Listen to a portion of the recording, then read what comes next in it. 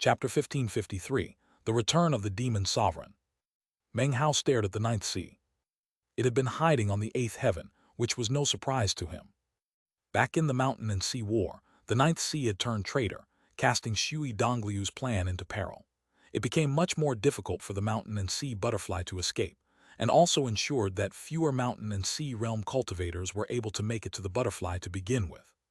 The ninth sea's sudden betrayal at a critical moment had a huge effect on the mountain and sea realm. From that moment on, all mountain and sea realm cultivators came to have a deep hatred for that sea.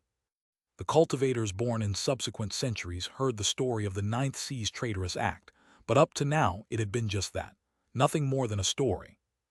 Now, though, the entire eighth heaven had transformed from being a land mass into a majestic sea. Gradually, a face came to be visible within it, the face of a woman, surrounded by innumerable sea beasts. Ninth sea, growled Ksitigarbha as he delivered the death blow to one of the outsider paragons. His eyes flickered with killing intent, and his voice boomed like thunder. A moment later, he was flying directly toward the ninth sea. Grandpa Ming looked up, eyes flickering with memories of the past. He also began to fly toward the ninth sea at top speed. Patriarch Reliance had originally been planning to headbutt the land mass of the eighth heaven, but now that he saw it transform into sea water, his eyes went wide, and he positioned himself as if to advance. However, instead of advancing, he began to retreat. Strangely, the words coming out of his mouth seemed to indicate anything but retreat. Kill, kill, damn it, trifling seawater. The patriarch isn't scared of you, D-I-I-E. However, he continued to retreat until he was far off in the distance. Soon, rumbling could be heard from within the ninth sea as countless sea beasts flew out toward the mountain and sea realm cultivators.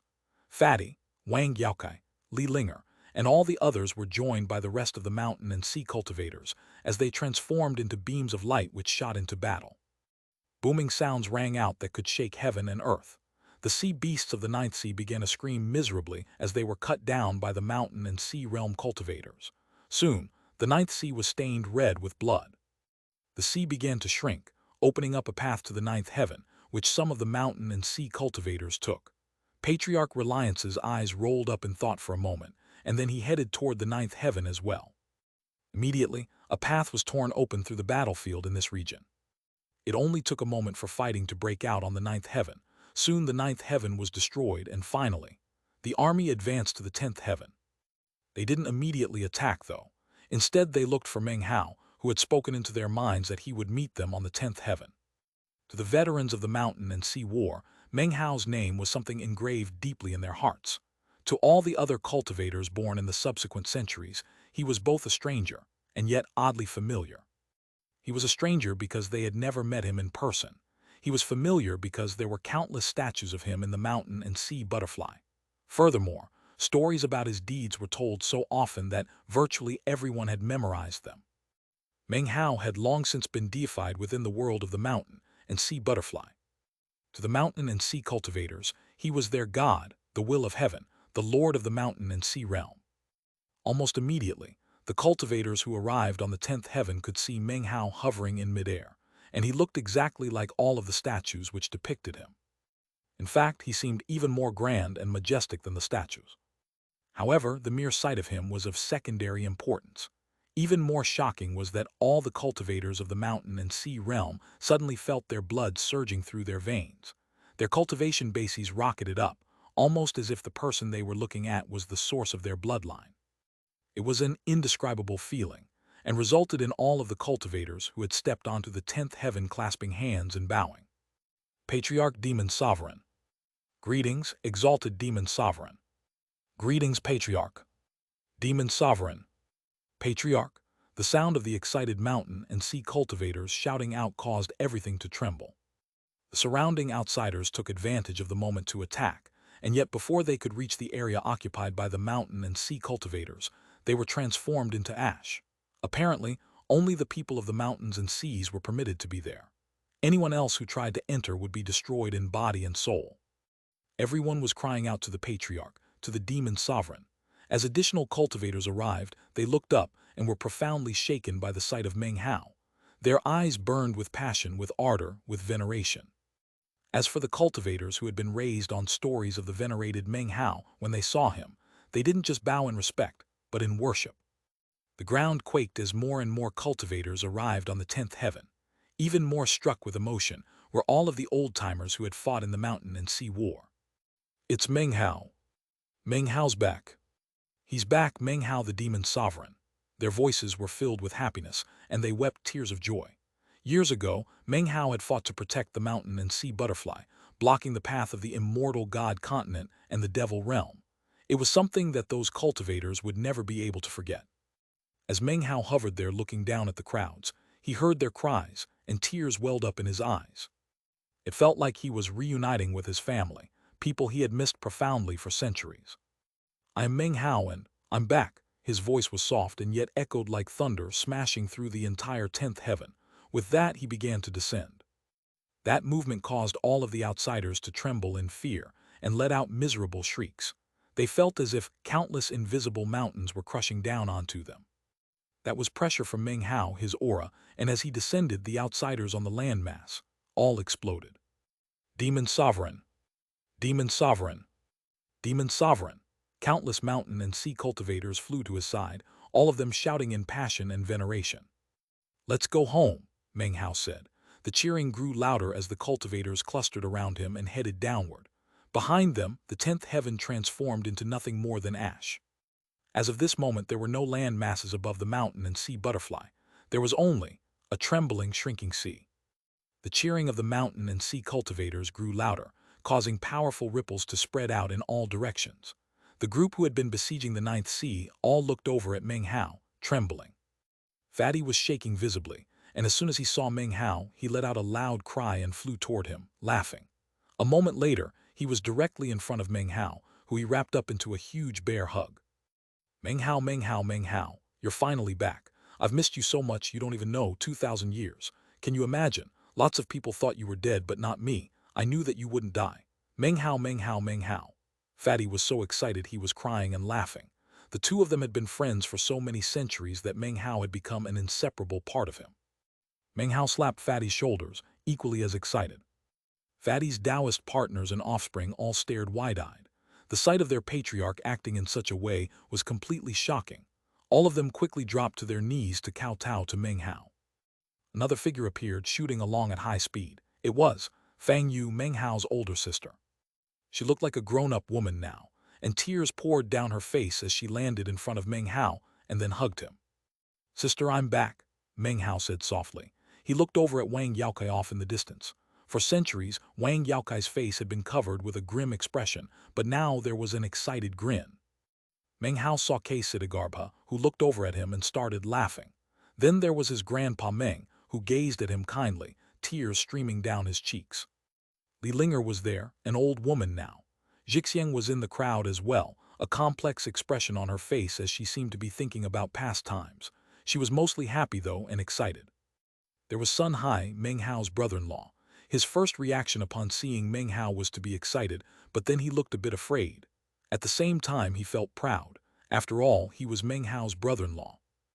Among all the other familiar faces was Qi Jiusi, who looked over at Meng Hao and smiled warmly. It didn't matter how powerful Meng Hao had become. To Qi Jiusi, he was still his younger brother. Eventually, Meng Hao looked down through the starry sky to the mountain and sea butterfly. He saw his father and mother, and he saw his wife Su Qing, who was standing next to them. At that point, his heart filled with a warmth it had lacked for many years. I'm back. Chapter 1554, Transcendence Treasure. Tears streamed down Su Qing's face, and she smiled. Meng Hao's father and mother stood next to her, looking extremely excited and proud. This was their son, their Meng Hao. As all of the mountain and sea cultivators burst with excitement, the ninth sea was off in the distance, battling with the Paragon puppet. The ninth sea had been pushed to the limit in the fighting, and had shrunk down so much that it was no longer boundless and majestic like before. Now it appeared to be trying to take advantage of the commotion caused by the appearance of Meng Hao. The woman's face appeared within it as it began to back up as if to flee. At that point, Meng Hao looked over. Did I say you could leave? He asked coolly. His gaze struck the ninth sea like a physical blow. It began vibrating, and the woman's face filled with fear.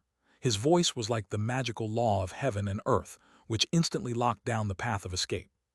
At the same time, all of the mountain and sea cultivators turned to look at the ninth sea.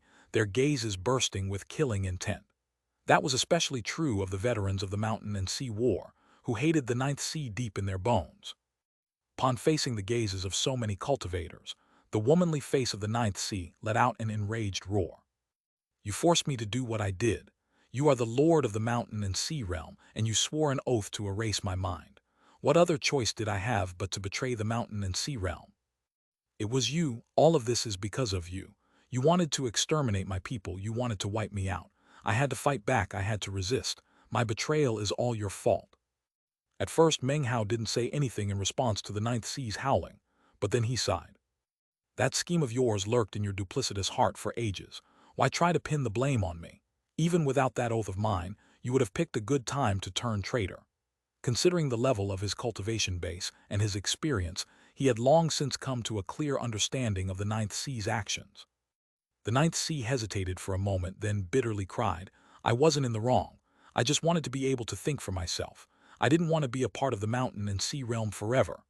Suddenly, the seawater churned, and the face of the woman shot away as if to flee. However, it was obvious that she wouldn't be able to escape.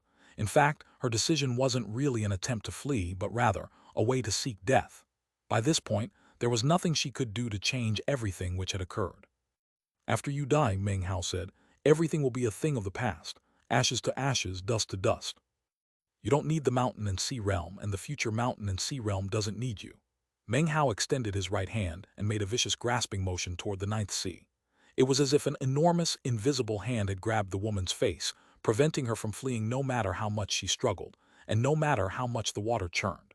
Then, he jerked his hand, sending the Ninth Sea flying into the flames above. The Mountain and Sea realm cultivators watched as the face that represented the Ninth Sea plunged into the sea of flames and began to burn. Screams echoed out as the face shrank down and down. Soon, the only thing left behind was the Ninth Sea's soul. There it burned within the fire, unable to die.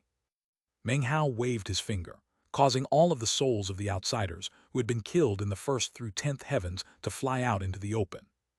They cried out for mercy, and terror filled their faces, but all Meng Hao did was wave his sleeve, sending the boundless collection of souls flying up in a beam of light into the sea of flames. As the souls entered the fire, they began to burn among the countless other outsider souls. The sight of it caused the Mountain and Sea cultivators to tremble, not from fear, but from the fact that their revenge had finally been carried out. See that, Master? Master, I avenged your death. Dad, Mom, your son has gained vengeance. Dai Kongzi, the day you died, I promised that if I made it out alive, I would get revenge for you. Finally, it's happened. I hope the patriarchs and the sect can all rest in peace. Countless wailing voices could be heard from the cultivators who had fought in the Mountain and Sea War. Every one of them had a story of their own, friends or family who had been killed.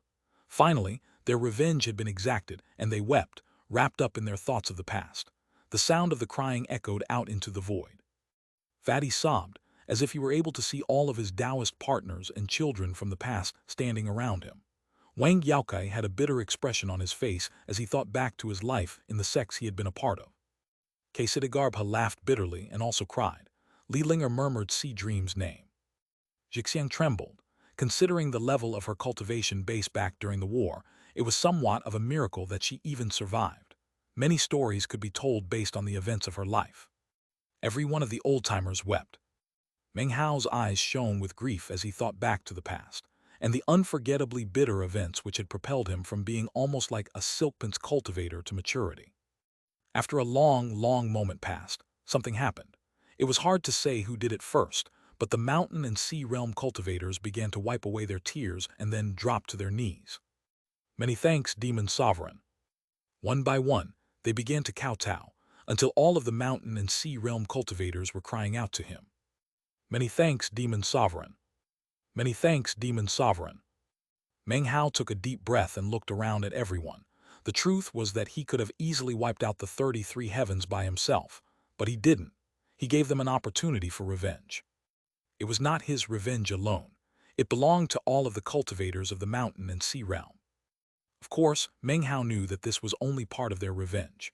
The immortal god continent and the devil realm continent still had to be dealt with. By now, he was almost completely sure that his speculations about them were true. He was also certain that the will of all heaven would drive the two land masses to come to attack him. I made 2 promises in the past, Meng Hao said softly, looking around at the crowds. The cultivators of the mountain and sea realm all looked up at him, their eyes burning with passion. One of them was that I would come back. The other was that I would return to where the mountain and sea realm had been destroyed and rebuild it. As the words left his mouth, the mountain and sea cultivators began to tremble inwardly. That was especially true of the older ones. As for the ones born in more recent times, they were also filled with anticipation. After all, they had heard countless stories of the 9 mountains and 9 seas of the mountain and sea realm. It was their ancestral home, too. Meng Hao extended his hand and made a grasping motion. The void trembled and rumbling sounds echoed out as a huge vortex appeared, with Meng Hao's hand at the center. In the blink of an eye, it spread out to fill the entire area in the starry sky. O destroyed mountains and seas, by the power of my name, I Meng Hao call for you to return. As his voice echoed out, natural law changed, and magical law was altered. Shockingly, countless bits of dust and rubble in the area began to rise up. A mountain boulder that had been hanging in the starry sky for centuries began to vibrate, and then shine with dazzling light. Drops of water floating about began to move, almost as if they possessed thought and were waking up. Brilliant light began to shine out. The effect began to spread out all through the boundless starry sky. Boulders, shattered rock, drops of water, endless dust. Regardless of where they were or what shape they were in, they all began to fly toward Meng Hao. These were the destroyed remnants of the mountain and sea realm, fragments which were now flying through the void, flying through the starry sky, flying through time itself. Massive booms rang out as the countless fields of rubble transformed into dazzling beams of light, which began to take shape within the vortex. First mountain and sea, Meng Hao said, eyes shining with a strange light. He raised both hands into the air, and all reality seemed to shake. All living beings which existed in the starry sky of the vast expanse could hear the words he spoke. I call upon the power of my name to take the first hex, the beginning-ending hex, and embody it in the first mountain and sea. Henceforth, you are the beginning-ending mountain and sea, responsible for transformations of seasons within the mountain and sea realm. Cultivators in this mountain and sea may cultivate my beginning-ending hex and gain enlightenment of the essences of beginnings and endings. This hex will now be called the first hex of the mountains and seas. As soon as the words left his mouth, the power of transcendence propelled the first hex into the first mountain and sea, becoming its foundation. The hexing magic became the bones, and the mountain and sea became the flesh. Almost immediately, the shape of the first sea and the first mountain became visible. The cultivators who were originally from the first mountain and sea were so excited they were crying. When they saw the sea and the mountain taking shape, they began to tremble. They were looking at their home. Rumbling could be heard as the first mountain took final shape, complete with all of its planets. Meng Hao was not just calling back the old mountain and sea realm, he was refining it, making it into a new mountain and sea realm. It was a transcendence treasure. Chapter 1555, Summoning the Mountains and Seas. The mountain and sea realm, with its 9 mountains and 9 seas, was originally a precious treasure forged by Paragon 9 Seals when his world was being destroyed, for the purpose of fighting back against the 2 major powers and the rebel forces. It was as powerful as a cultivator half a step into transcendence, which was how it came to be a safe haven for later generations, and even prevented the other major powers from entering.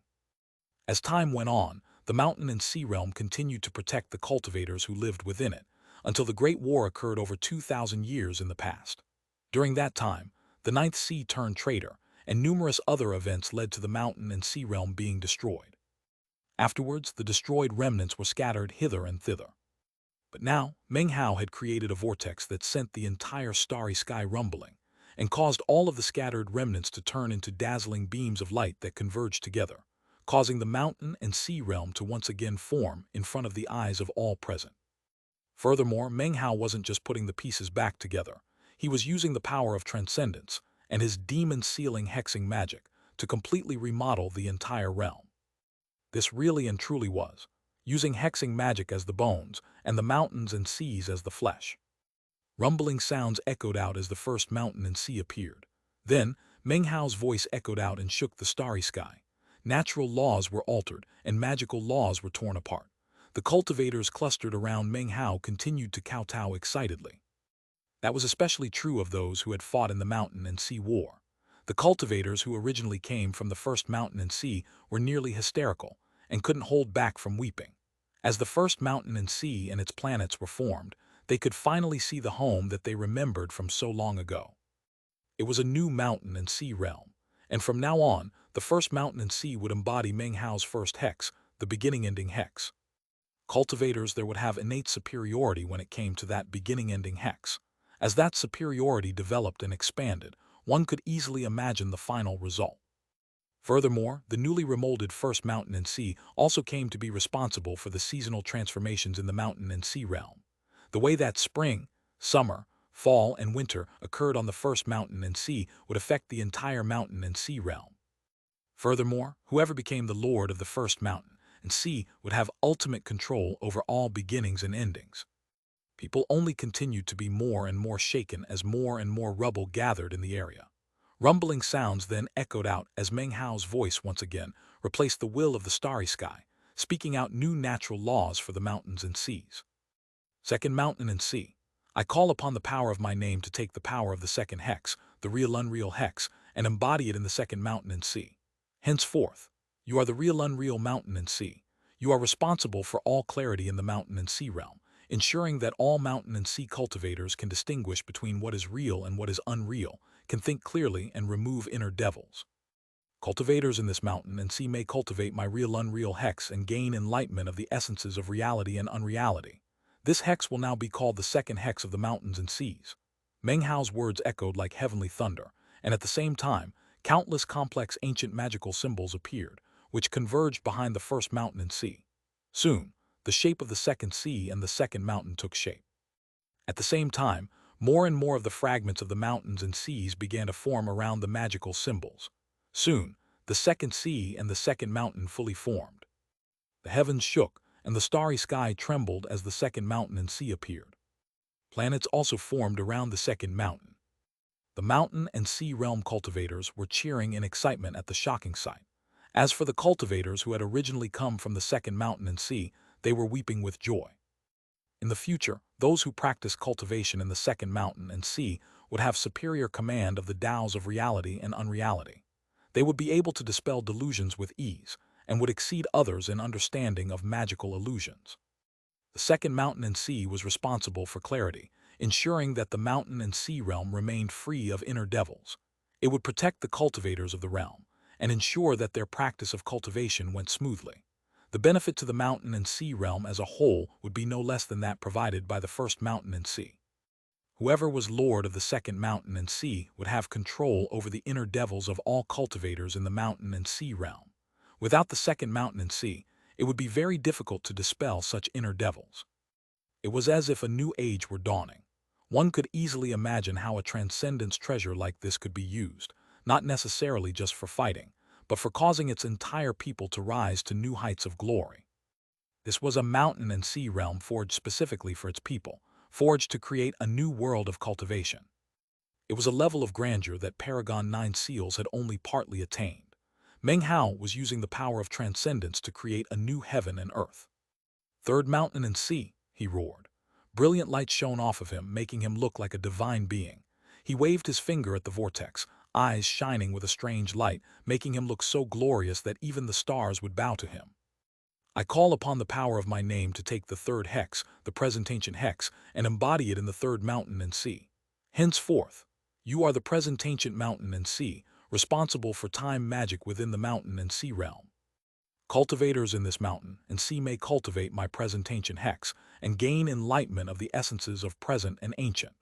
This hex will now be called the third hex of the mountains and seas. As Meng Hao's words echoed out, rumbling filled the starry sky.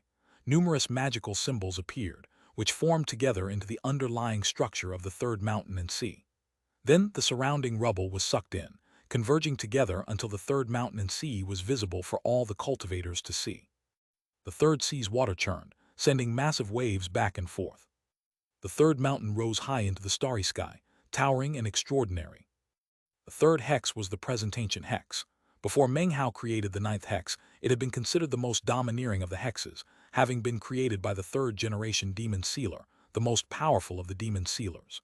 It could control the flow of time, and now it formed the bones of the newly remolded third mountain and sea. Simply put, in terms of battle prowess, this mountain and sea would be extraordinary compared to the others. The power of time flowed about to and fro. Similar to the first and second mountains and seas, the cultivators of the third mountain and sea would have special advantages in their practice of cultivation. They would have incredible, unheard-of control over the essence of time. Furthermore, the nature of time in the entire mountain and sea realm would be under the control of the third mountain and sea. The mountain and sea cultivators were prostrating in worship, and even the army of cultivators from the vast expanse school were shaking. The sect leader and the others, even the old lizard and the other eccentric beings, were all mentally shaken. Although they knew that transcendent cultivators were all-powerful, to see the evidence in front of their own eyes was mind-blowing. The deep envy they felt after seeing the first through third mountains and seas helped them to understand the significance of a precious treasure being designed uniquely for its own people. By this point, even they wanted to live in the mountain and sea realm. If you lived there, it would be much easier to reach the Tao realm and maybe even the peak of 9 essences.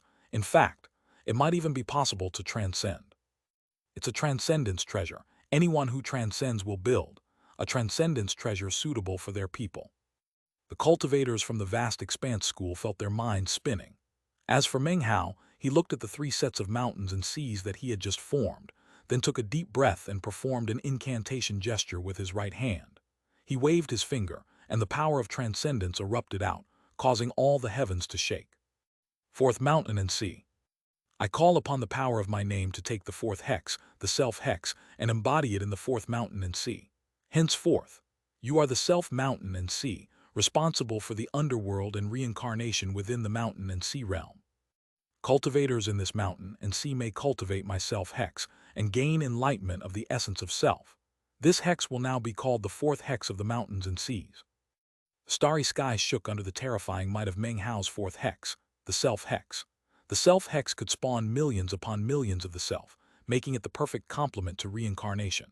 When you added in the fact that the 4th mountain and sea had always been the underworld of the mountain and sea realm, where reincarnation resided, it ensured that this version of the underworld was even more shocking than before. It was truly the final destination for all cultivators of the mountain and sea realm. Whoever was the lord of the 4th mountain and sea would control all the dead spirits in the mountain and sea realm. Each and every one of these 4 mountains and seas were crucial. It was at this point that Meng Hao, without the slightest hesitation, spoke out once more.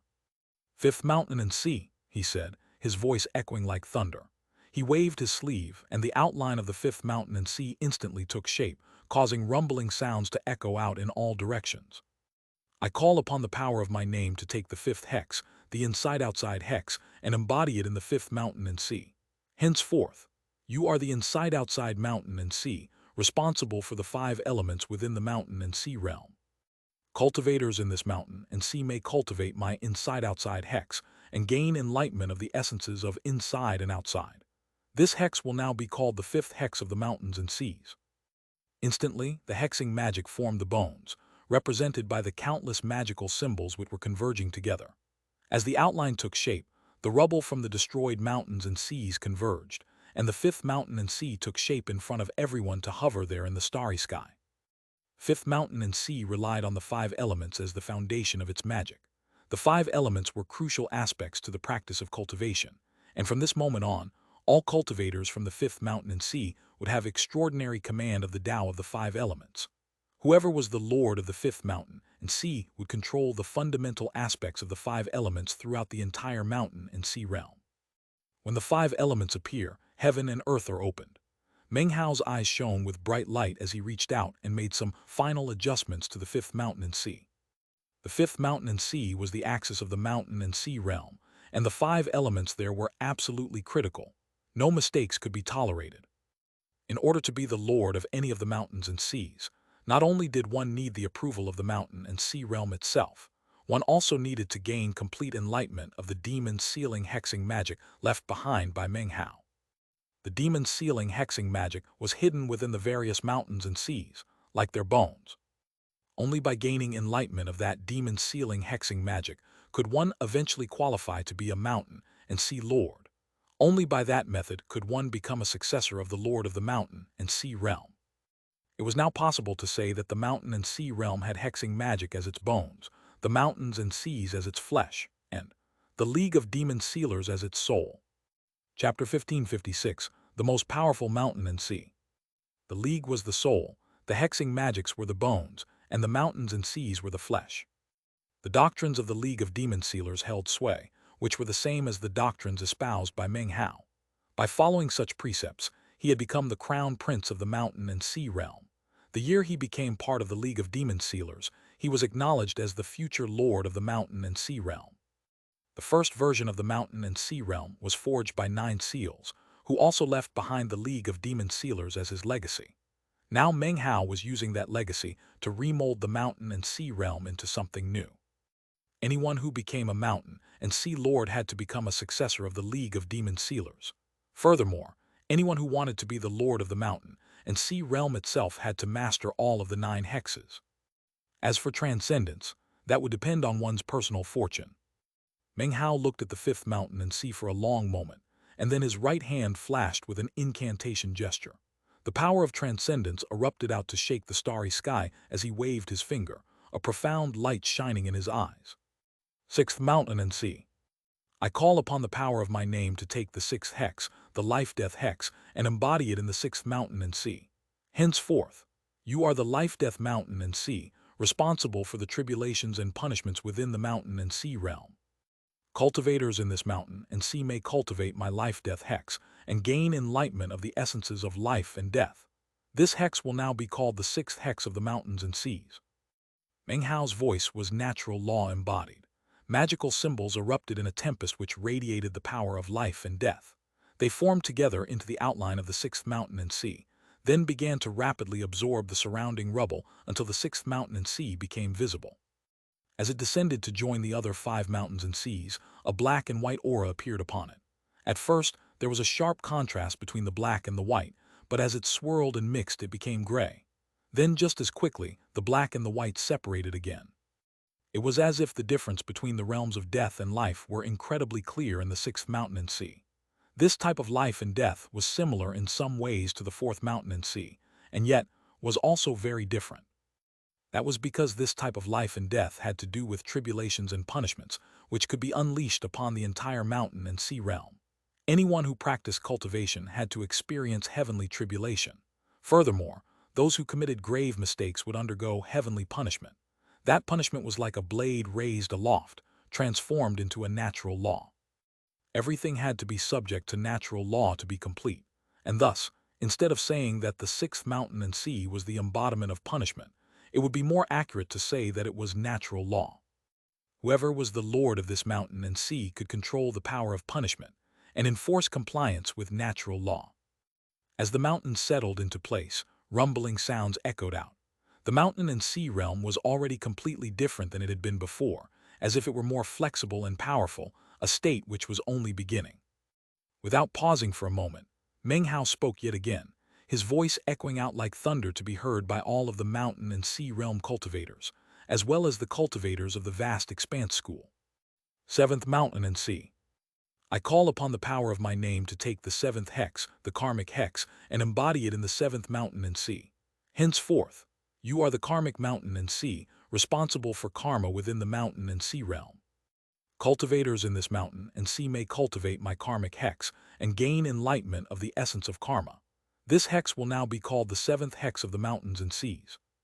Instantly, magical symbols appeared, and the fragments of the mountains and seas came together. The 7th mountain and sea appeared, along with an astonishing power of karma.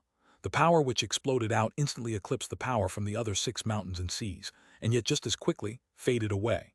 Everything went calm. It was as if the explosion of karma had transformed into a net which came to settle over the entire mountain and sea realm. The 7th hex, the karmic hex, had been of incredible use to Meng Hao throughout his practice of cultivation. It was also the most enigmatic. Karma existed everywhere in heaven and earth.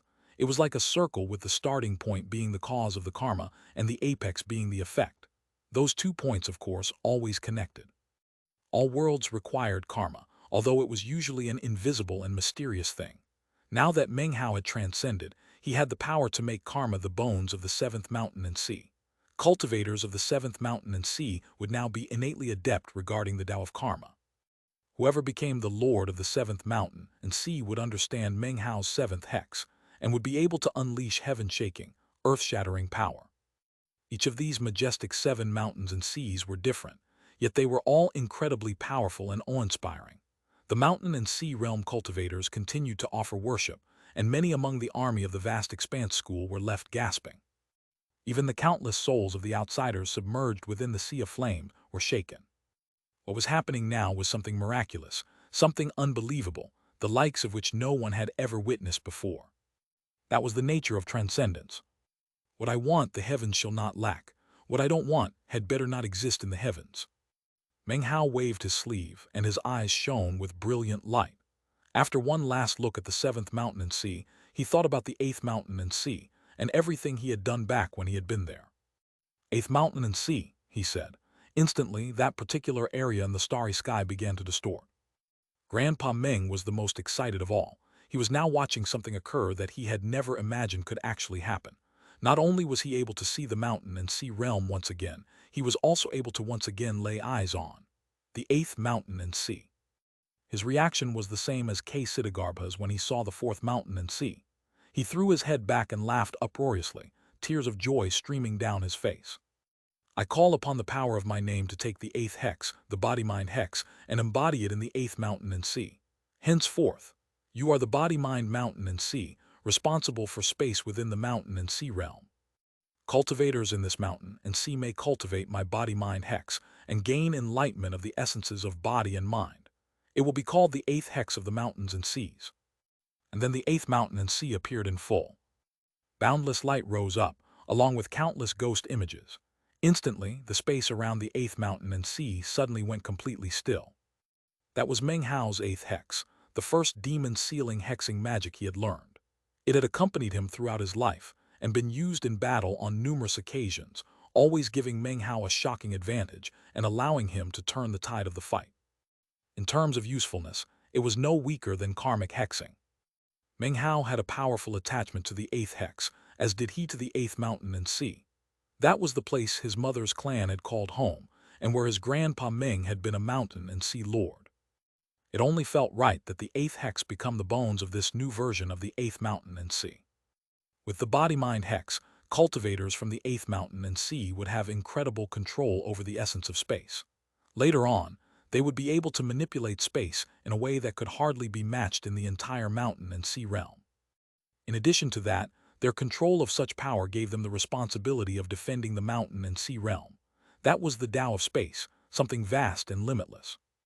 Whoever was the lord of the 8th mountain and sea would have a very high position. Not only would that person be on equal footing with all of the other mountain and sea lords, their control over the power of space would, in some ways, allow them to disregard everything else. The cultivators of the 8th mountain and sea were bursting at the seams with excitement, and followed Grandpa Meng in shouting out at the tops of their lungs. By now, the mountain and sea realm was more than 90% complete. 8 mountains and seas rose high up, radiating dazzling light. They were all different, as were the cultivators from the respective mountains and seas, and when it came to measuring them up against each other, it would be very difficult to determine who was the most powerful. That was because they were all powerful, and were all critical parts of the mountain and sea realm as a whole. The first mountain and sea controlled beginnings and endings, and was the source of everything. The second mountain and sea controlled what was real and unreal, and could clear inner devils from the hearts of cultivators. The third mountain and sea had the power of the ancient and the present, and could manipulate time. There was almost no need to mention the 4th mountain and sea, which housed the underworld and reincarnation. Most critical was the 5th mountain and sea, the axis of the realm, a place of utmost importance regarding the 5 elements, the foundation of all cultivation. The 6th mountain and sea controlled life and death, the punishments and tribulations of the entire realm. Then there was the 7th mountain and sea, where the Tao of karma set all natural law. These were the 8 mountains and seas, and yet, a dragon without a head is no dragon, and the mountain and sea realm was the same. The mountain and sea realm required a mountain and sea more powerful than all of the others. It needed a symbol, a head, something with ultimate power that could cow any other mountain or sea which wavered from the true path. If any other mountain or sea considered betraying the realm, there had to be a force which could unleash power to bring everything back into balance. That was a power that wouldn't be placed within the hands of a single person, but rather would be placed Within the ninth mountain and sea. Back when the mountains and seas had fallen in battle, the last stand had been taken in the ninth mountain and sea. It had been the final line of defense. That was also where the mountain and sea butterfly had come from, which now contained Meng Hao's parents as the incarnations of the wings. Some of the most important and critical events of the war centuries ago had played out there. If that alone didn't make the ninth mountain and sea deserving of being the most powerful, there were two other reasons which were even more significant. It was the location where Meng Hao had been born, and it was also the place he considered his ancestral home. The starry sky shook and lightning crashed. Everything twisted as colors flashed everywhere. Meng Hao's eyes shone with radiant light as he took a deep breath and shifted his gaze to the empty spot behind the eighth mountain and sea. Ninth mountain and sea, my home, he said softly. Expand. Meng Hao looked at the empty spot next to the eighth mountain and sea, and then spoke in a voice which was soft, yet thrummed with the power of transcendence. Waving his finger, he said, I call upon the power of my name to take the ninth hex, the seal the heavens hex, and embody it in the ninth mountain and sea. Henceforth, you are the heaven-sealing mountain and sea, the most powerful of the mountains and seas, responsible for sealing the heavens within the mountain and sea realm. Cultivators in this mountain and sea may cultivate my seal the heavens hex and gain enlightenment of the essence of heaven sealing. It will be called the ninth hex of the mountains and seas. In conjunction with his words, countless magical symbols appeared, far more than had appeared for any of the previous mountains and seas. Even the combination of all of the magical symbols from the previous 8 mountains and seas added together couldn't match up. Those magical symbols created a raging tempest which shook the starry sky and radiated the aura of heaven sealing. That aura stood completely apart from the starry sky of the vast expanse, as if it were above anything and everything. The instant it appeared, the other 8 mountains and seas began to tremble in subservience. And things had just begun. The ninth mountain and sea hadn't even appeared in full, and yet all of the other mountains and seas were shaking. It was easy to imagine how powerful the ninth mountain and sea would be when it finally appeared. It would truly be the strongest. The ninth mountain and sea would be able to dominate the other mountains and seas. With such power, and with such an essence, the ninth mountain and sea would definitely be the peak of all the mountains and seas. The outline of the ninth mountain was now visible, and the magical symbols had already begun to shape the planets. It was now possible to see Planet East Victory, Planet North Reed, Planet West Felicity, and of course, Planet South Heaven. The surrounding cultivators of the mountain and sea realm were far more shaken than they had been before. That was especially true of Meng Hao's old friends, whose eyes shone with unprecedented brightness. Fatty was shaking, tears pouring down his face as he looked at the ninth mountain and sea. Sun Hai, Fang Yu, Wang Yaokai, Li Linger. Everyone who viewed the ninth mountain and sea as their home were now profoundly excited. Su Qing had the same reaction as she looked at Planet South Heaven and thought back to all the old memories. Everyone watched as the rubble and fragments of the mountains and seas began to fill in the vast array of magical symbols. Even as the ninth mountain and sea began to take shape in front of everyone's eyes, something unexpected occurred. Every time one of the previous mountains and seas had formed, lightning would crackle, as though the will of the vast expanse were trying to interfere. However, it was never very intense. This time, though, as soon as the words left Meng Hao's mouth, the entire starry sky filled with so many lightning bolts that they were impossible to count. Rumbling booms echoed out in all directions as lightning appeared out of nowhere, seemingly pouring out from the stream of time itself. Almost immediately, the area filled with lightning bolts whose targets seemed to be the outline of the ninth mountain and sea. The lightning bolts' aim was to prevent the ninth mountain and sea from fully appearing, to prevent the seal the heavens hex from becoming the bones of that mountain and sea. Meng Hao's eyes flickered with cold light as he took a step forward. Instantly, incredible power erupted out. A huge shockwave spread out from the ninth mountain and sea, spreading out in all directions and completely destroying any lightning that it touched. I'm in the middle of forging the mountain and sea realm, he growled. Any interference can screw the hell off. With that, he waved his sleeve and looked up into the starry sky, almost as if he were staring directly at the will of the vast expanse. As their eyes met, the starry sky trembled. Meng Hao's aura surged, and without another moment of hesitation, the will of the vast expanse fought back. The entire starry sky shook, and the living beings in numerous worlds, land masses, and vortexes could all hear something roaring in their ears. It sounded like two giants standing next to each other, screaming at each other with divine sense. Cracking sounds rang out as Meng Hao slammed into the will of the vast expanse. Instantly, rifts were torn open in all directions, vaporizing anything that got in their path. After some time passed, the roar of rage from the will of the vast expanse faded away. However, Meng Hao still had a very grim expression on his face. He knew that his true battle with the will of the vast expanse was rapidly approaching. Now that the will of the vast expanse had faded away and wasn't attempting to interfere, the ninth mountain and sea finished forming within the starry sky. Everything trembled, and all of the other 8 mountains and seas bowed their figurative heads. And that was because the seal the heavens mountain and sea was without compare. And yet the ninth mountain and sea wasn't complete. The ninth mountain was fully formed, but as for the ninth sea, countless magical symbols formed the shape, and yet the flesh to form the seawater itself was lacking. The league was the soul, the hexing magic became the bones, and the mountains and seas formed the flesh. However, for the flesh to form, the previous elements that made up the mountain and sea had to be present. The ninth sea had turned traitor, ensuring that when the mountain and sea realm was actually destroyed, there had been 9 mountains but only 8 seas. Meng Hao looked at the spot which should be filled with water, and the magical symbols that formed the shape, then smiled and turned in the direction of Patriarch Reliance. Patriarch Reliance cleared his throat, but quickly realized Meng Hao wasn't looking at him, and pulled his head into his shell. He had long since come to view Meng Hao with complete awe. Meng Hao was looking at Patriarch Reliance's back, and a young, white-robed woman who stood there. Apparently, no matter how many years passed, she would always look young. Right now, she was standing there looking at Meng Hao, a slight smile on her face. A look of anticipation could be seen in her eyes, but she also seemed nervous, as if she knew exactly why Meng Hao was looking at her. "All those years ago, I made you a promise that I would help you become a sea," he said softly. "Guiding trireme, are you willing to become the ninth sea of the mountain and sea realm?" The white-robed young woman shivered. This was her lifelong dream, to become a sea. Thousands of years ago, at the lake below Mount Dacheng, Meng Hao had promised to help her make that dream come true. "Yes," she replied. Taking a deep breath, she clasped her hands and bowed to Meng Hao. Meng Hao smiled and waved his right hand. "I call upon the power of my name to bless guiding trireme with righteous bestowal. Henceforth, you are the ninth sea." Even as excitement and anticipation surged up within her, she flew off of Patriarch Reliance's back, transforming into a lake with a surface like a mirror. It was an incredibly beautiful sight. In the blink of an eye, she merged into the countless magical symbols that made up the outline of the ninth sea. After the fusion, a powerful aura radiated out.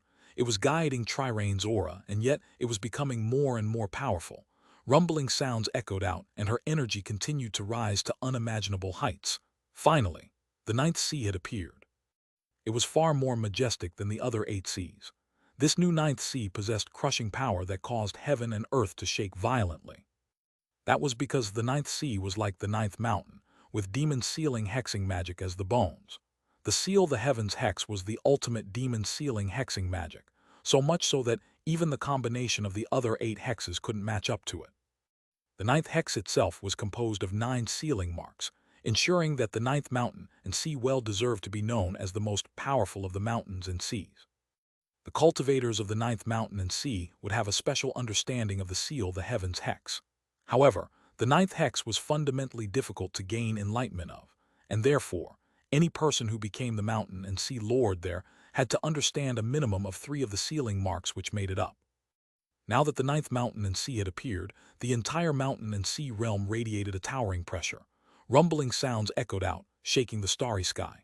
At the same time, the aura of transcendence emanated out. That aura caused any cultivator who sensed it to tremble, even 9 essences experts. Meng Hao's eyes shone brightly as he waved his sleeve. A sphere of light appeared, which was none other than the magical technique he had gained enlightenment of when staring at the sun that year on planet East Victory. That sphere began to gobble up all of the light in the area, and in the blink of an eye was shining with blinding light. 1. Meng Hao created the supernova magic in chapter 942. Boundless light stabbed into the eyes of everyone present, a light filled with the power of Meng Hao's transcendence. It was a sun, which contained terrifying power equivalent to the peak of 9 essences. "By means of righteous bestowal, I name you the son of the mountains and seas." Backed by the power of transcendence, the magic of righteous bestowal transformed the sphere of light into a powerful sun, which floated out to become part of the mountain and sea realm. Even as it illuminated the 9 mountains and 9 seas, Meng Hao's right hand flashed with an incantation gesture. Then he waved his hand, and a violet moon appeared. It was also a magical technique from Meng Hao's collection, which he had picked up in the Fang clan ancestral land on planet East Victory. 2. He got the Nethermoon magic in chapter 954. The power of transcendence was unleashed, pouring into the moon, giving it might equivalent to the sun. By means of righteous bestowal I name you, the moon of the mountains and seas. As the words left his mouth, the moon began to glow with soft, radiant light. It flew toward the mountain and sea realm and began to circle around it just like the sun. Now the mountain and sea realm was complete. The starry sky shook, and all areas of the vast expanse trembled. Countless worlds quaked, and countless magical items suddenly went dark. All of that was because the #1 magical treasure in all of the vast expanse had finally appeared. The Mountain and Sea Realm. Chapter 1557. I bestow upon you the title of 9th Sea. End of Book 9. The Demon Sovereign returns, the peak of the vast expanse. Book 10. I watch blue seas become lush fields 1. The title of Book 10 is based on a common Chinese idiom which refers to seeing drastic changes over the passage of time. Chapter 1558. Peace and Calm. Meng Hao extended his right hand, and the majestic mountain and sea realm began to shrink down until it was the size of his palm where it sat, radiating brightness and glory. Demon Sovereign. It was hard to say who it was who first cried out and began to kowtow, but soon the entire army of cultivators from the vast expanse school dropped to their knees, completely shaken by personally having witnessed Meng Hao create such a precious treasure. Demon Sovereign. Demon Sovereign. They weren't the only ones. The cultivators of the mountain and sea realm all began to cry out in excitement, until the words Demon Sovereign echoed out without cease. As all of the countless cultivators offered fanatical worship, Meng Hao turned toward the mountain and sea butterfly and looked warmly at his parents and Su Qing. Then he took a step forward in their direction. Closer and closer he came, until he was upon the mountain and sea butterfly. The first thing he did was kowtow to his father and mother. "Dad, Mom, I'm back," he said, tears welling up in his eyes. Fang Ziyufeng stood there trembling, and Meng Li rushed forward to lift Meng Hao to his feet. Meng Hao was about to say something when his father grabbed him by the shoulders and shoved him in front of Su Qing. Meng Li immediately glared at her husband. "The boys had it a lot rougher than us," Fang Ziyufeng said softly. Su Qing smiled, a warm, caring smile that contained profound emotion. They looked at each other for a long moment before Meng Hao stepped forward and wrapped his arms tightly around her. Trembling, she returned his embrace, tears of joy seeping down her cheeks. "I'm back," he said softly, holding tightly to that which was the greatest blessing in his life. For thousands of years his heart had been unstable, but now it settled down. It was something that Chu Yuyan could not do for him. Other than his father and mother, the only person in his life who could make him feel this way was Su Qing. He felt at peace. The other cultivators of the mountain and sea realm had followed Meng Hao back into the world of the mountain and sea butterfly. Up above, there were no more 33 heavens. There was only the sea of flames, burning constantly, filled with the screaming souls of the outsiders. As for the army from the vast expanse school, they set up camp outside, where they would stand guard. Without orders from Meng Hao, they would not leave, nor would they follow him into the mountain and sea butterfly. The entire starry sky was now peaceful and quiet. It was the calmest moment Meng Hao had experienced for centuries, and also the most joyous. He was finally able to just spend time with his parents and with Su Qing. They returned to the holy mountain of the mountain and sea butterfly, where Su Qing recounted everything which had occurred while he was gone. Time passed, and Meng Hao was happy. He didn't force the mountain and sea cultivators and the vast expanse school to go after the immortal god continent and the devil realm. He knew that those two powerful forces would be coming for him. Therefore, he decided that he might as well just wait for them to arrive. He remained on the holy mountain, turning away all visitors, choosing simply to enjoy the sunrises and the sunsets. His parents were very content to see him this way. As for all of the various cultivators of the mountain and sea realm, they spent their time preparing to move. After all, Meng Hao had created a new home for all of them. It wasn't just the cultivators who would be moving. There were mortals too, as well as other life forms and legacies which needed to be prepared to enter the new mountain and sea realm. After a few days passed, Meng Hao took Su Qing traveling in the mountain and sea butterfly. Their first stop was to see his grandpa Meng and the rest of the Meng clan. Because of Grandpa Meng, the Meng clan was famous and illustrious within the world of the mountain and sea butterfly. They, along with the Fang clan, occupied the highest of positions. The clan members who Meng Hao had personally instructed and guided when he was in the 8th mountain, and Sea were now the pillars of the clan. When the clan came to find out that Meng Hao and Su Qing were coming, it caused a huge stir. A grand celebration was prepared, and the entire clan appeared to formally receive Meng Hao. Almost as soon as he could be seen on the horizon, all members of the clan bowed and joined their voices together in a thunderous call. "We offer respectful greetings, Demon Sovereign and Demon Queen." As their voices echoed out, Grandpa Meng stood there in the crowd, a glowing smile on his face. Meng Hao hurried forward along with Su Qing.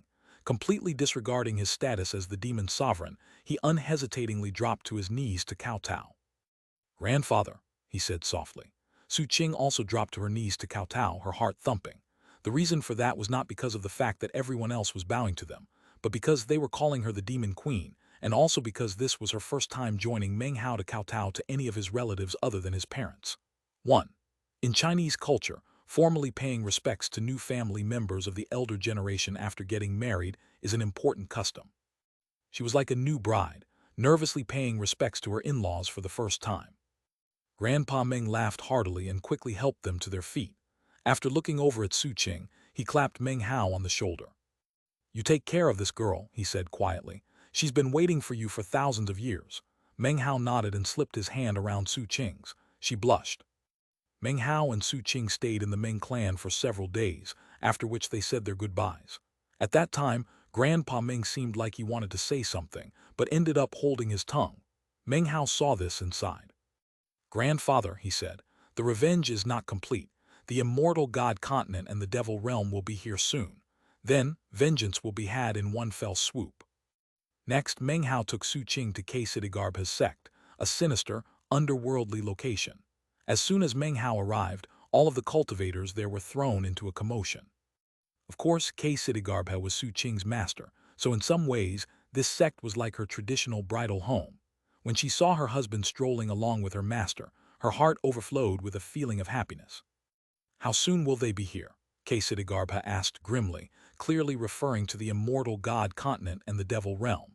"Exalted demon sovereign, these foes must not be underestimated." "Soon," Meng Hao replied calmly. He looked up into the sky. "However, I have some speculations regarding those two continents. The only way to confirm whether or not I'm right will be to see them with my own eyes." Xianxia nodded and then looked back at Su Qing, his gaze warm. Turning once again to Meng Hao, he chuckled. Although he didn't say anything, it was clear from his expression that he wished them happiness. They didn't stay for long with Xianxia. They soon left to find Qi Jiusi in the Demon Immortal sect, where they were received with the same fanfare as the other places they had visited. Jixiang was there, and when she looked at Meng Hao and Su Qing, it was with sighing and mixed emotions. This was not the first time she regretted the past. She regretted the fact that, when she met Meng Hao for the first time all those years ago, she had done nothing about the spark of romance which had flickered. Back then, she had been completely devoted to her plans regarding the Demon Immortal sect, and had never allowed anything to develop between herself and Meng Hao. Instead, she had chosen to part from him and sever any connection they had. Years later, she always experienced complicated feelings whenever she saw Meng Hao. That had been especially true when she witnessed him fighting to protect the mountain and sea butterfly, something that left her heart trembling with deep feeling. Note from Urgen: this is the final book. In order to spend more time interacting with you readers, each chapter will be only 2,000 Chinese characters. I'm not in a very good mood today. The mother of one of my sworn brothers passed away earlier today, and I need to go to the funeral parlor. Life is a weak thing. Please pay attention to your health. I hope that all of you can exercise more, drink less, smoke less, and stay healthy. Note from Deathblade: all of the chapters from here until the end of the story will be a bit shorter, with the exception of the final chapter. Up to now, the average length has been 3,000 Chinese characters, about 2,000 English words. Now they will be 2,000 Chinese characters and about 1,600 English words. My personal opinion is that this enabled Urgen to focus more on writing what he wanted to write, and not piling as much filler into the chapters. They are a bit shorter, but generally better as far as I'm concerned. Chapter 1559, Reunions. Now that Meng Hao had returned in the most spectacular of fashions as the demon sovereign, there was nothing Xianxia could do but sigh and bury her bitterness deep within her heart. You should have grabbed him when you had the chance, she murmured to herself. Instead you lost him for all eternity. With that, she bowed her head and offered greetings to Meng Hao and Su Qing. Meng Hao apparently didn't notice the look in her eye. Considering they were old friends, he prevented her from offering extended formal greetings. Of course, he couldn't help but sigh when he noticed how much older she looked. Su Qing, on the other hand, could sense what Xianxia was thinking. After looking at her deeply for a moment, Su Qing smiled. Xianxia was an old friend, but there was someone else in the demon immortal sect who was even more important to Meng Hao. He absolutely had to go pay his respects to his older brother Qi Jiusi. Meng Hao went alone up the mountain to Qi Jiusi's secluded meditation chamber, while Su Qing and Xianxia waited together at the foot of the mountain. As Qi Jiusi emerged to talk with Meng Hao, Xianxia suddenly said, "Congratulations." Su Qing looked over at her, blinked, and then smiled. Up at the top of the mountain, Qi Jiusi tossed an alcohol flagon over to Meng Hao, then chuckled. Meng Hao looked at Qi Jiusi, smiled, then closed his eyes and took a long swig of alcohol. After a moment passed, he opened his eyes and quietly said, "I saw foster father outside the vast expanse." Qi Jiusi stood there for a moment before patting his hand onto the boulder he was sitting on, an invitation for Meng Hao to sit down next to him. Meng Hao sat. "Tell me about it," Qi Jiusi said. Meng Hao slowly recounted the story of the time he had spent in the world outside the vast expanse, which had existed in another time. Qi Jiusi listened quietly, occasionally drinking from his flagon. By the time Meng Hao finished, a touch of the effects of the alcohol could be seen in Qi Jiusi's eyes, although for the most part there was only reminiscence. "Back then I was a silkprince," he said. "Of course you know that. Father was always disappointed in me, and yet he still did everything he could to prepare a way for me to remain in the world undying. That was just how he was. He treated me and you the same because in his heart both of us were his sons." Qi Jiusi closed his eyes to cover up the tears which were welling up. He missed his father and he missed the past. Meng Hao took a long drink and then looked off into the distance. He almost felt as if he could see his foster father. He had attempted to resurrect him before, but even with the supposed omnipotence of transcendence, it was still a very difficult thing to resurrect the soul of someone who had died so many years ago. Meng Hao and Qi Jiusi drank together on the mountain top for 7 days. When it finally came time for Meng Hao and Su Qing to leave, Qi Jiusi stood there watching them leave. Then he took another long drink. The final paragon in the mountain and sea butterfly was the paragon puppet, who had once been paragon egu of the 33 heavens. Meng Hao could see the puppet from some distance away. It was sitting cross-legged in its appointed area, completely motionless. Its mission had been to defend the world of the mountain and sea butterfly, a mission that he had left to it upon his own departure years ago. Meng Hao walked up to the paragon, stood there, and then quietly said, "When did you come back?" The paragon puppet shivered, then slowly looked down. After a long moment passed, it spoke, although its voice was hoarse as if from disuse. 500 years ago. It was a puppet, and its mind had been erased. 500 years ago, though, it began to remember things. From that day on, although it was still a puppet, it had been aware of who it was. However, it was unable to part from the mountain and sea realm. It saw how much the mountain and sea cultivators respected it, a respect that was genuine even though it was only a puppet. It had even watched many cultivators be born into the world of the butterfly and grow up. It was filled with strange emotions, and in the end, chose not to return to the 33 heavens. It also chose not to betray the mountain and sea cultivators, and even tried to forget about the memories which had been awakened. "You're free now," Meng Hao said. He patted Egu, releasing the bonds which restrained him. Then he and Su Qing turned to leave. Paragon Egu shivered. After a moment passed, he rose to his feet, a blank look in his eyes. However, that blankness quickly disappeared and his gaze turned hard. Then he sat back down cross-legged to continue standing guard. Off in the distance, Su Qing hesitated for a moment and then asked, He has paid for his sins and atoned for his errors. I underestimated Egu back then. He's a wise person." Meng Hao squeezed Su Qing's hand and then smiled. The world of the mountain and sea butterfly was abuzz with activity as everyone prepared to move. As the preparations were carried out, Meng Hao and Su Qing appeared in one location after another to visit people they knew. Su Qing was very happy. As long as Meng Hao was there with her, the world was a bright place. She didn't demand much of him. After all, her personality was simple and uncomplicated. The two of them visited friends and enjoyed traveling. It was as if they would never tire of speaking to each other, as if there would always be more places for them to visit. When Su Qing looked at Meng Hao, it was with warmth and deep passion that would last for one lifetime and all lifetimes. "I can't stand this," Fatty said, sighing. "Can't stand it, I tell you." After Meng Hao and Su Qing arrived at his clan, he looked over at Meng Hao with a look of pity. "Meng Hao, look at you. You have such a high cultivation base and yet you only have one wife. That's wrong. That's unreasonable. Look at me. I have a few thousand wives again and also lots of children." Suddenly, everything seemed to grow very cold. Fatty shivered and looked over to find Su Qing staring at him with narrowed eyes. Realizing that she was the source of the coldness, he cleared his throat a few times. Meng Hao smiled and looked around at all of Fatty's progeny. Soon they were talking about pastimes, whereupon Wang Yaoke arrived. He had a jar of alcohol slung over his shoulder, which he set down in front of Meng Hao, Su Qing, and Fatty. "Dong Hu's on the way," he said. "He should be here any moment." "You two worked things out?" Meng Hao asked. The conflict between Wang Yaokai and Dong Hu had been severe, but it was a matter between the two of them, and Meng Hao didn't want to press for too many details. Wang Yaokai didn't respond at first.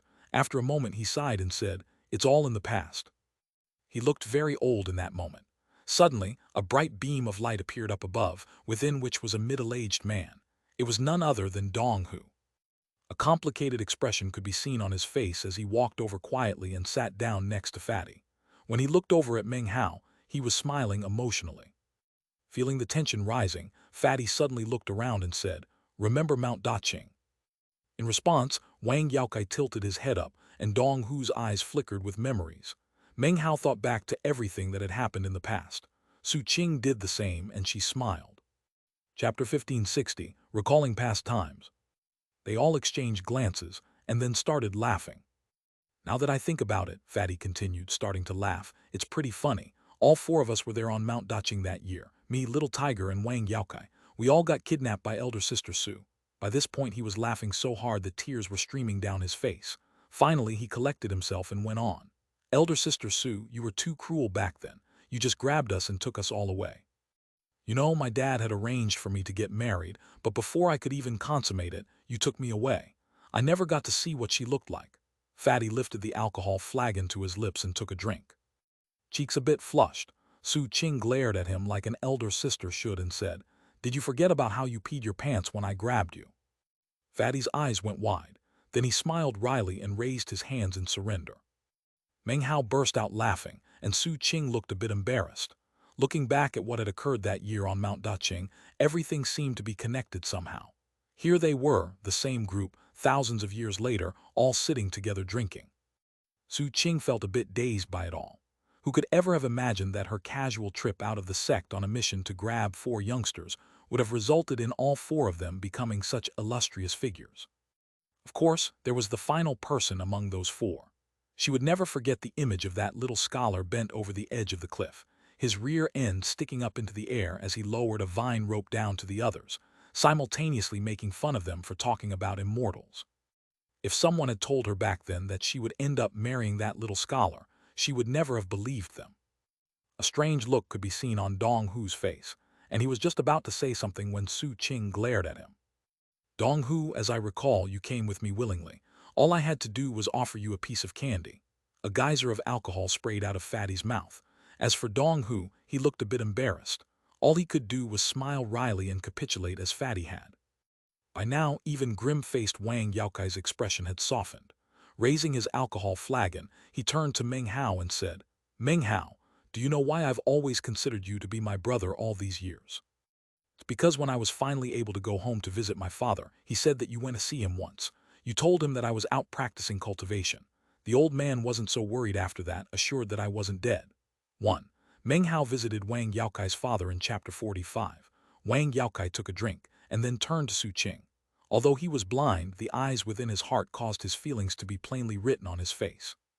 "Elder sister Su, there's no need for you to tell the story. Allow me. Back then, I saw you flying through the air and yelled out that I wanted to become your apprentice. That was how you ended up taking me away." With that, Wang Yaokai cleared his throat. After hearing his three friends' stories, Meng Hao laughed until his sides hurt. It was actually his first time hearing such tales. In the past, of course, none of them would have revealed the truth so freely. Then he thought back to how they had been calling for help from within the cave on the cliff, and how he had dropped that vine down to help them. He smiled. "You should all be grateful I was willing to try to rescue you," he said. Fatty chuckled. "You know what? You were actually the smartest of us all. You went to rescue us and then got yourself thrown in as well. I remember elder sister Sue saying something back then, heh heh. What was it? Something about latent talent and that you had found your own good fortune." Fatty even imitated Su Qing's tone of voice from back then, and everyone immediately started laughing again. The craziest of all was how, after you joined the Reliance sect, you somehow finagled your way into getting into the inner sect. You didn't shy from using even the most devious methods, and even pulled a fast one on Wang Tengfei. Then there was how you sold medicinal pills in the fighting arena, and the general store you started. However, most underhanded of all was that you actually managed to snag elder sister Su. Fatty's brazen expose caused Su Qing to glare at him once again. But a moment later she started laughing again. She laughed so hard that soon she was leaning up against Meng Hao. It was the hardest she had laughed in centuries. Meng Hao glared at his friends and gave a sarcastic chuckle. They continued to tell stories, and Su Qing's face reddened. And yet, the smile never left her face and she seemed very content. Time passed. They laughed and drank, recalling old times, and soon Su Qing was getting a bit tipsy. Finally, under the cajoling of Fatty, Wang Yaokai and Dong Hu, Su Qing looked over at Meng Hao with fluttering eyelashes. Meng Hao cleared his throat and then gave into the pressure. Wrapping his arms around her, he gave her a passionate kiss. Dong Hu laughed uproariously, and the normally taciturn Wang Yaokai couldn't hold back from chuckling. Slapping his thigh, Fatty raucously said, "Too bad elder brother Chen Fan isn't here." Meng Hao froze for a moment but didn't say anything. He chose not to explain what had really occurred with Chen Fan. The Chen Fan that existed in the hearts and memories of his friends was by far the better version.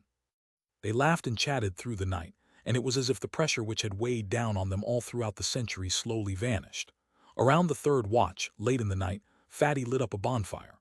Then, to the shock of Fatty's wives and offspring, the entire group began to dance and sing. It had been a very, very long time since Meng Hao had indulged himself. He told stories about promissory notes, about planet South Heaven, and about all the things which had occurred when he was young. By the time day broke, all of them were completely drunk. Fatty wrapped his arms around Meng Hao's leg and wept as he talked about all of his dead wives. He talked about how much he had missed Meng Hao and about his parents, who had long since passed away. And in the end, he congratulated Meng Hao once again on being able to reunite with elder sister Su.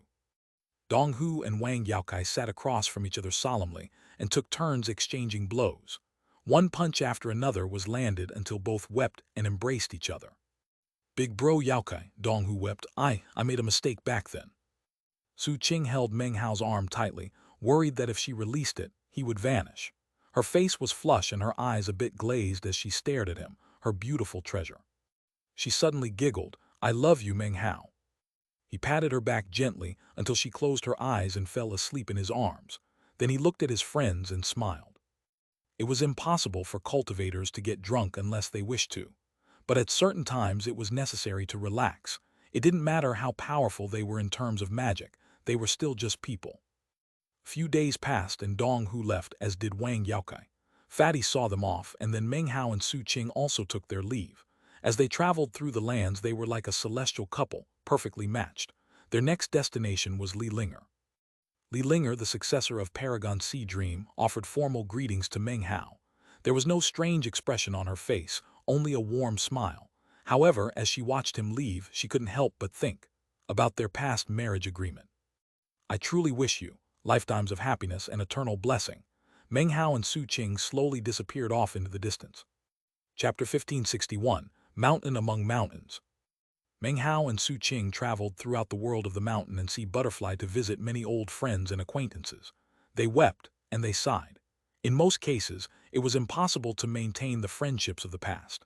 After all, Meng Hao's status was now completely different from before and led to a feeling of distance. Eventually, they came to visit Fang Yu and Sun Hai. When Meng Hao saw the proud look on Sun Hai's face, he cleared his throat and said, "Hello, Lil Hai." Those words immediately caused Sun Hai's pompous, proud posture to wilt, and a fawning smile to cover his face. One couldn't blame Sun Hai for that. Meng Hao's ferocity and fame from years past had influenced Sun Hai in a profound way. That was clear from the fact that he had no hair on his head. After all, when the two of them first met, Meng Hao had dragged him around by the hair. No matter how many years had passed, Sun Hai couldn't recall that scene without shivering in fear. Sun Hai very much wanted to look proud and complacent in front of his brother-in-law, and yet he couldn't shake his fear. Before he could recover his composure, Fang Yu glared at him and then hit him with a glancing blow that sent him tumbling out of the house. Sun Hai had long since gotten used to being beaten in such a manner, and in fact, their children were also used to the arrangement. A bruise quickly rose up on Sun Hai's cheek, and yet he was laughing loudly. It was as if the proud person from moments ago wasn't really him. This was the real him. He began to chat and joke with Meng Hao, and yet Meng Hao simply couldn't hold back from once again saying, "Lil Hai." Sun Hai shivered, and yet the one to receive the beating this time wasn't him but Meng Hao. Fang Yu directly unleashed a fist strike, and of course, Meng Hao didn't dare to evade it. Suppressing his cultivation base, he allowed the blows to land. When Meng Hao and Su Qing left, Sun Hai saw them off, his face covered with numerous purple bruises. Meng Hao looked exactly the same. When facing the explosive wrath of his sister, he could only sigh. Su Qing, on the other hand, received much different treatment. Fang Yu held her by the hand and went into great detail explaining the benefits of being violent, which left Meng Hao trembling in fear. Finally, he clapped Sun Hai on the shoulder. "I really sympathize with you, brother-in-law," he sighed. Sun Hai smiled wryly, but seemed very happy. "You don't understand," he said. "I love it. The stronger my woman is, the better. The more explosive, the better." Sun Hai sighed and looked over at his wife, eyes burning with passion. A strange look could be seen on Meng Hao's face as he grabbed Su Qing, said his goodbyes, and then flew up into the air. When he saw the thoughtful look in Su Qing's eyes, he started to get nervous. After noticing his expression, she rolled her eyes, covered her mouth, and laughed. Happy times always pass quickly. A month later, Meng Hao and Su Qing had visited most of their old friends. On the way back, they happened to be flying over one particular sea when Meng Hao suddenly stopped. "There's an old friend here I want to see," Meng Hao said, chuckling. Su Qing wasn't sure what he was talking about. Looking out over the sea, he said, "Patriarch, I've come to say hello." There was no immediate response. The surface of the sea remained as calm as ever. Meng Hao waited for a moment, then let out a cold harumph. The sound entered the water, which then began to seethe as a huge turtle appeared, carrying an entire country on its back. Patriarch Reliance's voice echoed out, sounding very annoyed. "Meng Hao, you little bastard, what do you think you're doing? Come to bully your patriarch with that cultivation base of yours. Damnation. This is the student bullying the master. Why you just think about how well the patriarch treated you back then. Very well, right? I even handed over a lot of my treasures to you." Patriarch Reliance glared at Meng Hao, blinking, which was the sign that he was about to attempt to pull a fast one. Meng Hao looked at Patriarch Reliance for a moment, and was just about to say something when, for no apparent reason, the land mass atop Patriarch Reliance suddenly moved, revealing a few words on his shell. It was a partial line of text which read, "Hao's turtle." A strange expression appeared on Meng Hao's face. He couldn't help but muse that Patriarch Reliance definitely had his moments of brilliance. At the moment, he was clearly very pleased with himself, and yet his face was still a mask of fury. Meng Hao started chuckling. Clasping hands and bowing deeply, he said, "Disciple Meng Hao has come to pay respects, Patriarch." The gesture caused Patriarch Reliance to suddenly soften up a bit. Eyes shining with bright light, he reveled in the wonderful experience and even shivered a bit. Inwardly he said, "Heavens, heavens, he's transcended, and yet he's paying respects to me, the Patriarch. Ha ha ha, the Patriarch is once again the smartest. HMPH. The little bastard might have a transcendent cultivation base, but in terms of intellect, he's vastly below me." Inwardly, he was feeling wonderful, but outwardly he simply snorted coldly. Continuing to put on an expression of wizened experience, he said, "What matter has brought you here to offer respects to the Patriarch?" "Patriarch, the new mountain and sea realm has no Xuanwu turtles," Meng Hao said with a smile. "Junior would like to request that the Patriarch take the lead in the 9th mountain and sea. Please assume the mantle of the realm's only Xuanwu turtle, eternally responsible for the chief flow of the mountains and seas. No other turtle can do such a thing. Only the Patriarch is capable of this task." Patriarch Reliance's jaw dropped. After a moment of thought, he asked, "You want me to be the chief flow turtle of the mountain and sea realm, to put me permanently in command for all eternity? Me, the Patriarch, the only turtle?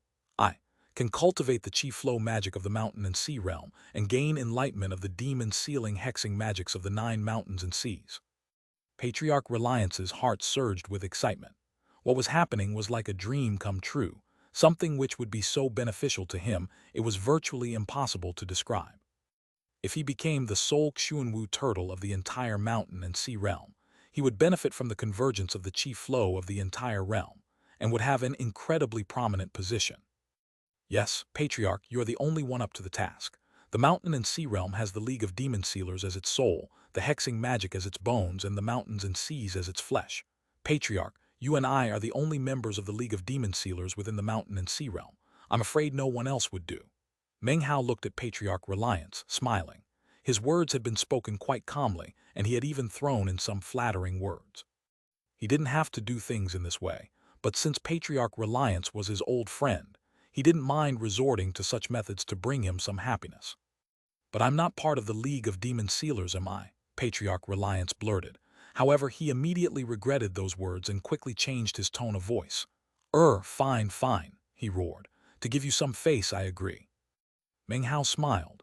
Voice soft, he said, Patriarch, you are my Tao protector, so naturally you're part of the League of Demon Sealers. I thank you for everything.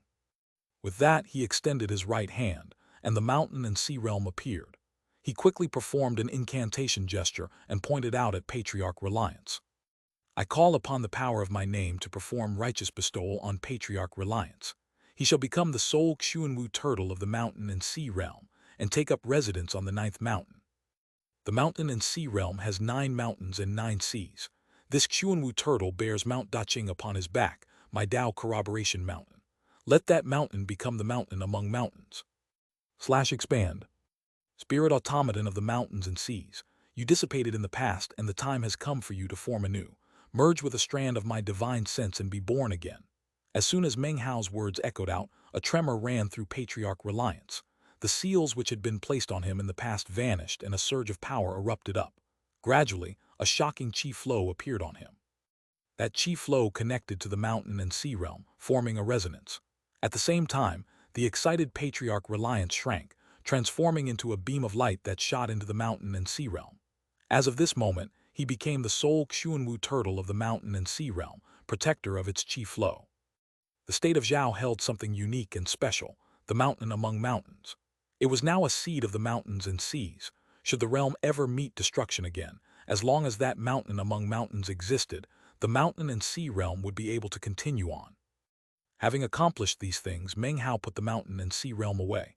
Along with Su Qing, he continued along through the world of the mountain and sea butterfly. He looked for Chu Mintai, but was unable to find him. After sending some divine sense out, he confirmed that Chu Mintai was not within the mountain and sea butterfly. However, he would soon be appearing in Meng Hao's presence. Kinger, there's somewhere else I need to go, Meng Hao said softly, his voice melancholy and tinged with reminiscence. Su Qing looked at him thoughtfully.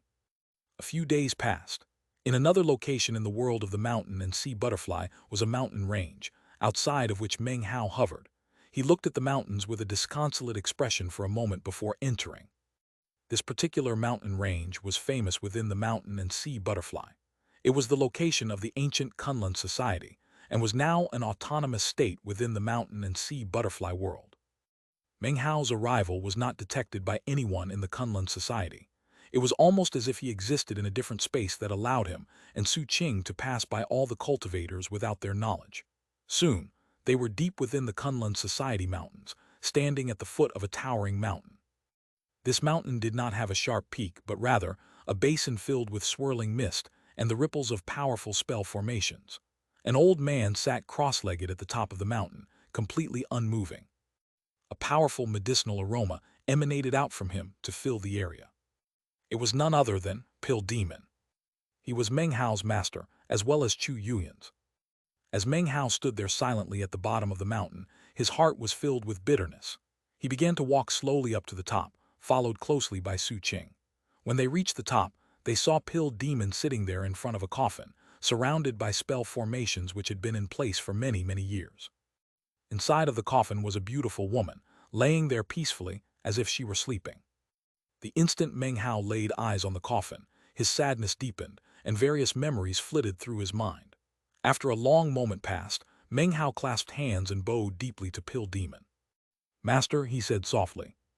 Pill Demon shivered. Turning, he saw that it was Meng Hao standing there behind him, and a profound gleam appeared in his eyes as he rose to his feet. After a moment passed, he sighed and walked over to Meng Hao, then clasped his shoulder.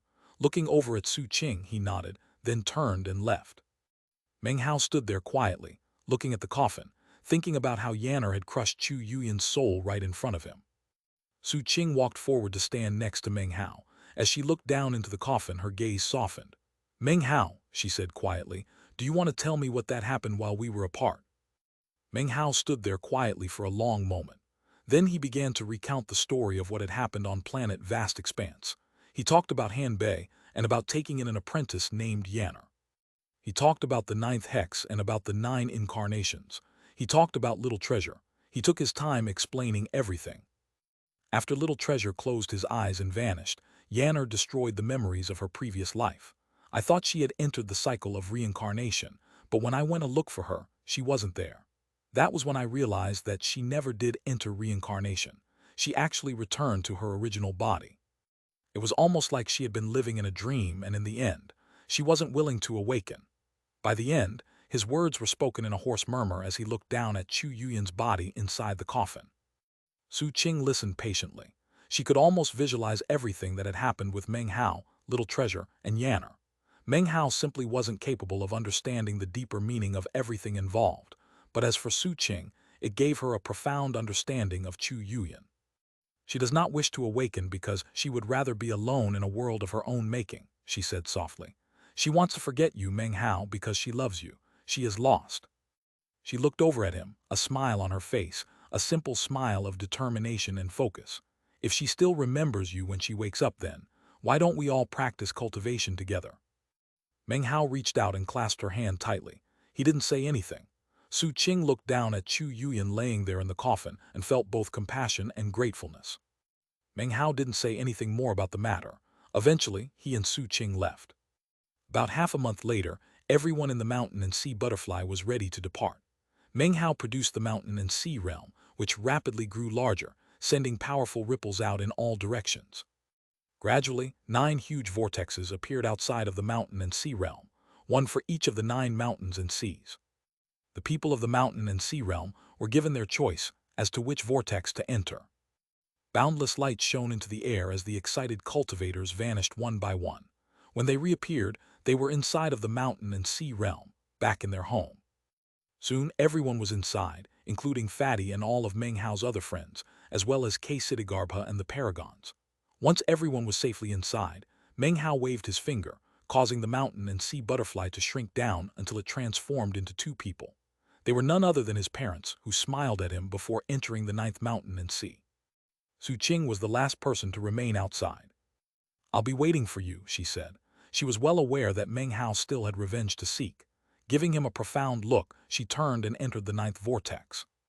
As Meng Hao hovered there alone, the mountain and sea realm shrank down into the palm of his hand. After looking at it warmly for a moment, he put it away, then looked down at the green bronze coffin. After a moment, he clasped hands and bowed deeply. "Many thanks," he said. The coffin emanated a pulse of gentle power, seemingly in response. Then everything went quiet again. Slowly, a vortex once again rose up around the coffin, covering it over until it was no longer visible. Meng Hao looked away, turning his attention to the sea of flames up above and the rest of the starry sky. Chapter 1562. She does not wish to awaken. Chapter 1563. The wind stirs. Nearest to Meng Hao at the moment was the immortal god continent, which was covered by an endless mist as it shot through the starry sky at incredible speed. Normally, it was a trip that should have taken hundreds of years, but in this case, only a few short months had passed. Rumbling sounds echoed out as it got closer and closer. Meng Hao looked away from the starry sky. Down below, the green coffin was no longer visible. He took a step forward, placing him directly in front of the sea of flames. He extended his right hand, and the fire shrank down until it was the size of his palm, after which he put it away. The huge army from the Vast Expanse school all looked over at Meng Hao, their cultivation base power surging. However, none of them said a single word. As Meng Hao approached them, their energy rose higher and higher. They knew that the true war had yet to begin. All of them were fully aware that Meng Hao's true enemies were the immortal god continent and the devil realm continent. The 33 heavens had been little more than a stepping stone. Meng Hao took his place atop the old lizard, where he sat down cross-legged and then spoke in a voice that echoed like thunder. 3 days. In 3 days' time, the immortal god continent will arrive. Immediately, the surrounding cultivators' eyes flickered with the desire to kill. They shall die, roared the vast expanse school troops, their cultivation bases surging, their expressions gleaming with madness. There were even some who licked their lips. To these cultivators, it didn't really matter that they never got a chance to slaughter all 33 heavens. They were here to fight for Meng Hao, to fight for a transcendent cultivator. As such, the truly worthy opponents were the immortal god continent and the devil realm continent. They knew that the immortal god continent was considered a top power within the starry sky of the vast expanse, but that only made them more excited. They knew that their opponents were not invincible now that Meng Hao had transcended. Meng Hao was even more clear on that point. In fact, he was aware that if he wished to, it would be a simple matter for him to single-handedly wipe out the immortal god continent and the devil realm continent. However, he didn't do that, the reason being that his ultimate opponent was the will of the starry sky of the vast expanse. That would most certainly take advantage of the situation to try to fight him. Therefore, he needed to stay at his peak state and could not allow any distractions to influence him. If he focused too much on trying to destroy the immortal god continent and the devil realm personally, then it could leave an opening for the will of the starry sky to make a move. In fact, that will was hoping for just such a thing to occur. As long as Meng Hao could be distracted in some way, it would be worth it. Meng Hao's eyes glittered as his aura slowly grew still and calm. He looked out coldly into the stars, waiting for the final battle to begin. 3 days flew by. Suddenly, the stars off in the distance began to ripple and distort. Thunderous rumbling sounds echoed out, and a bizarre pressure filled the area. An enormous, majestic continent suddenly appeared. The pressure instantly grew more intense as the vague shape of a hand suddenly appeared, and then shot toward the vast expanse school army. The sect leader snorted coldly. The golden-robed Jin Yunshan, Sha Jiudong, and Bai Wuchen all unleashed the power of their cultivation bases, sending a massive force flying out to defend against the hand. Everything shook wildly. The immortal god continent ripped through the starry sky. It was an enormous land mass, so huge that by the time only half of it was visible, it seemed to stretch out infinitely in all directions. Numerous peak 9 essences auras erupted out, along with ordinary 9 essences, 8 essences, and 7 essences auras. Countless figures flew out from the immortal god continent in beams of brilliant light. Behind them were hosts of cultivators, all of whom radiated bleak, ferocious auras. In the blink of an eye, their numbers swelled past the 1 million mark and rapidly reached 10 million. Behind that group, even more cultivators flew out. It almost seemed like they would keep coming without end for all eternity. The army from the vast expanse school didn't speak, nor did they hesitate for even a moment. They instantly began to power up their cultivation bases to fight. Intense killing intent rose up from them, and yet they didn't immediately begin to fly. Instead, they looked over at Meng Hao. Meng Hao pointed out at the immortal god continent, and then his eyes glittered as he said, "Exterminate all of the cultivators from this land mass." It was as if an explosive wave had been unleashed as the cultivators of the vast expanse school surged into action. Their howls shook the starry sky as they began to fly forward in attack. In the blink of an eye, the two groups of cultivators clashed. The sound of fierce, shocking fighting rang out. The sect leader and other peak 9 essences cultivators were like a sharp sword that slashed deeply into the enemy forces. Behind them were the other 9, 8, and 7 essences experts, the Tao sovereigns, and countless others. It only took a moment for the fighting to reach a fever pitch. Die! Die! Die! The roars of the fighting cultivators caused the heavens to suddenly go dim. The stars shook, and even suns and moons seemed to cower in fear.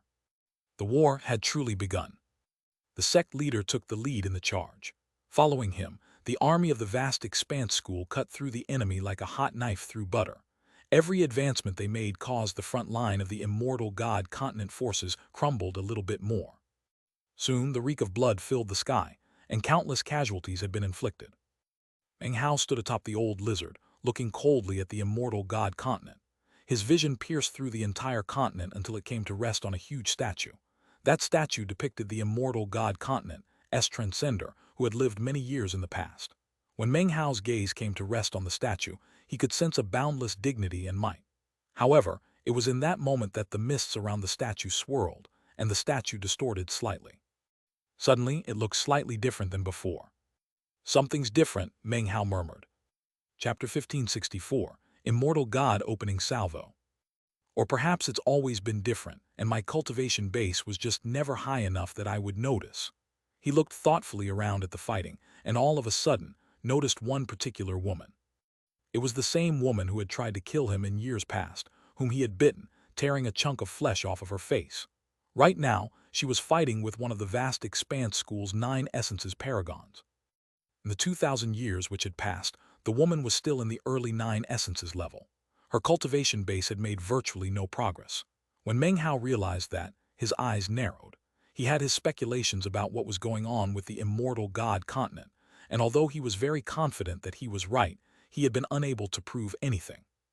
The woman cried out shrilly as she waved her hand in an attack, causing everything around her to fill with rumbling sounds. The 9 essences paragon she was fighting was no less focused, and their battle caused booms like that of thunder to echo out. Back when Meng Hao had fought this woman years ago, he had paid a very heavy price, and yet now she was like an ant. After looking at her for only a moment, he was already disinterested. His single glance caused her to tremble. Regardless of whether she wanted to or not, she had to admit that the familiar figure standing on the enormous lizard just outside the battlefield was causing an unprecedented level of pressure to crush down onto her. Years ago, she had looked down on him with contempt, but now he had turned into something that could cause the entire starry sky to shake violently and could destroy her as easily as flipping over his hand. Meng Hao's casual glance caused her to start shaking. Apparently, his gaze contained a bizarre power that could disregard natural law and shake essences. Blood sprayed out of the woman's mouth, and she fell back. How could he have gotten so powerful? This is impossible. The last time I saw him, he was nothing more than a stray dog, but now, I can't believe that I'm unable to stand up to a single glance from him. Plus, he's surrounded by countless other terrifying beings. The woman fell back again, filled with bitterness. Booms rang out as the fighting continued. It was almost as if nothing amazing existed in the world unless Meng Hao looked at it, or as if his gaze was the source of all splendor. It was at this point that a powerful shockwave suddenly blasted out from the immortal god continent. The shockwave shook the starry sky as an old man flew out, wearing a gray robe. He had 3 greatswords strapped to his back, and radiated dazzling energy as he strode through the starry sky. The emanations of his cultivation base were such that ordinary 9 essences cultivators would be crushed by him. He was a peak 9 essences expert. Although Meng Hao had never seen this old man before, he knew who he was. Back when the mountain and sea realm was destroyed, Meng Hao had attempted to attack the immortal god continent itself. This old man had sighed, which was his form of attack, something that dissolved the attack power of the exploded mountain and sea realm, and which had left Meng Hao seriously injured. This time, the old man was clearly not acting as casually as he had been back then. He showed an unprecedented level of graveness as he made his appearance and then flicked his sleeve. Instantly, gray smoke roiled up into the sky. Massive rumbling sounds echoed out as lighting exploded out through the entire area. Meng Hao. The old man's cultivation-based power instantly transformed into a powerful force of expulsion that shoved all vast expanse school cultivators away from him. Blood sprayed out of their mouths as they were sent tumbling away.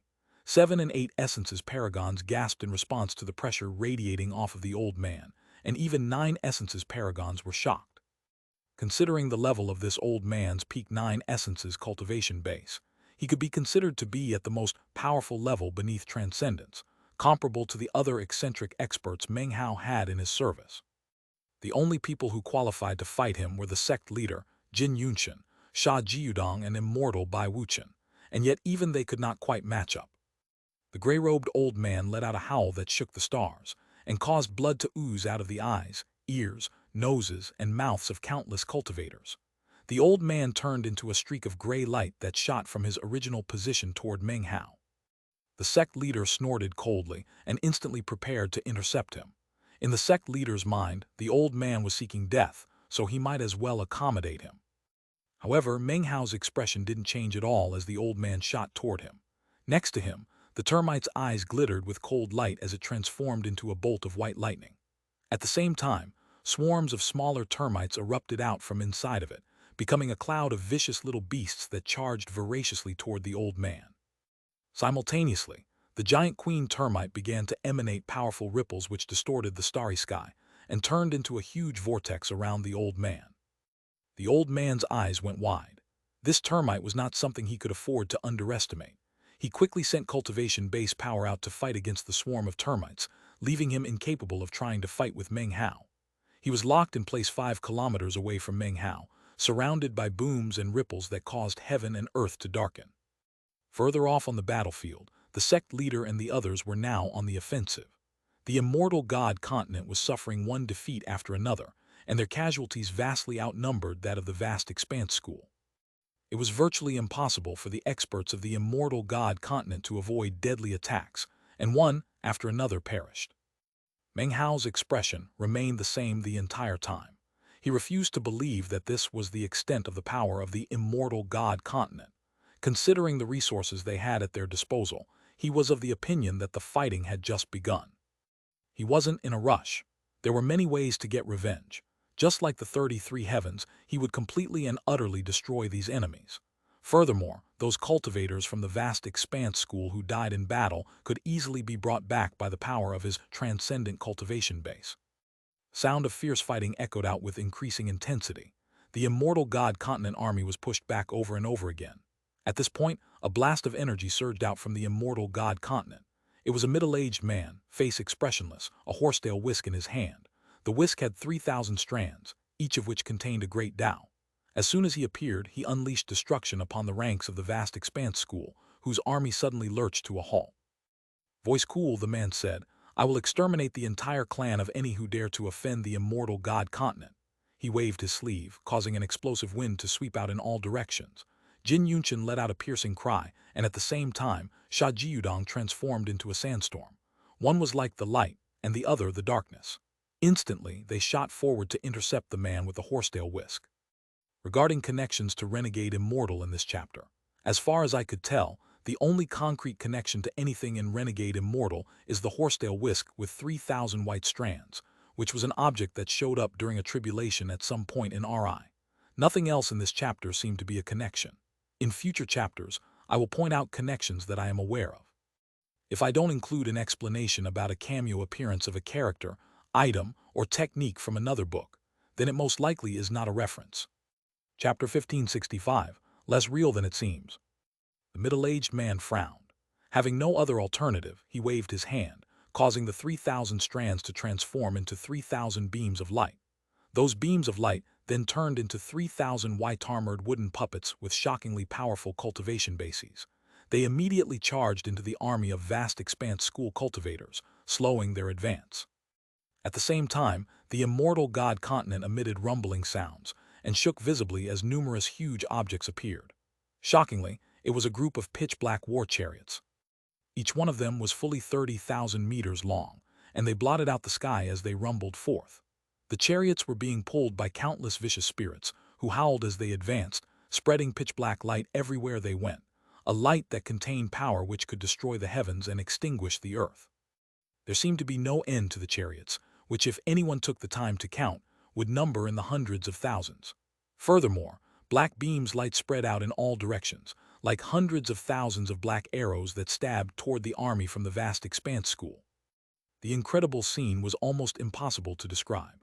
Black light and black arrows shot out in spectacular fashion, like the shadow of death bearing down on the army of the vast expanse school. The rain of deadly arrows sped through the starry sky, causing everything to rumble.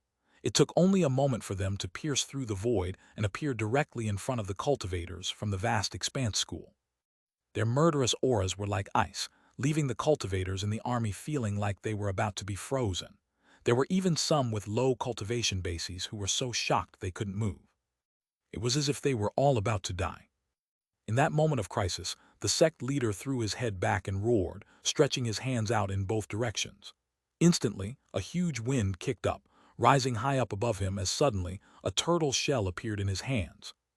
It was the precious treasure of the vast expanse school. Shockingly, he had brought the precious treasure with him, and now he was unleashing it in battle.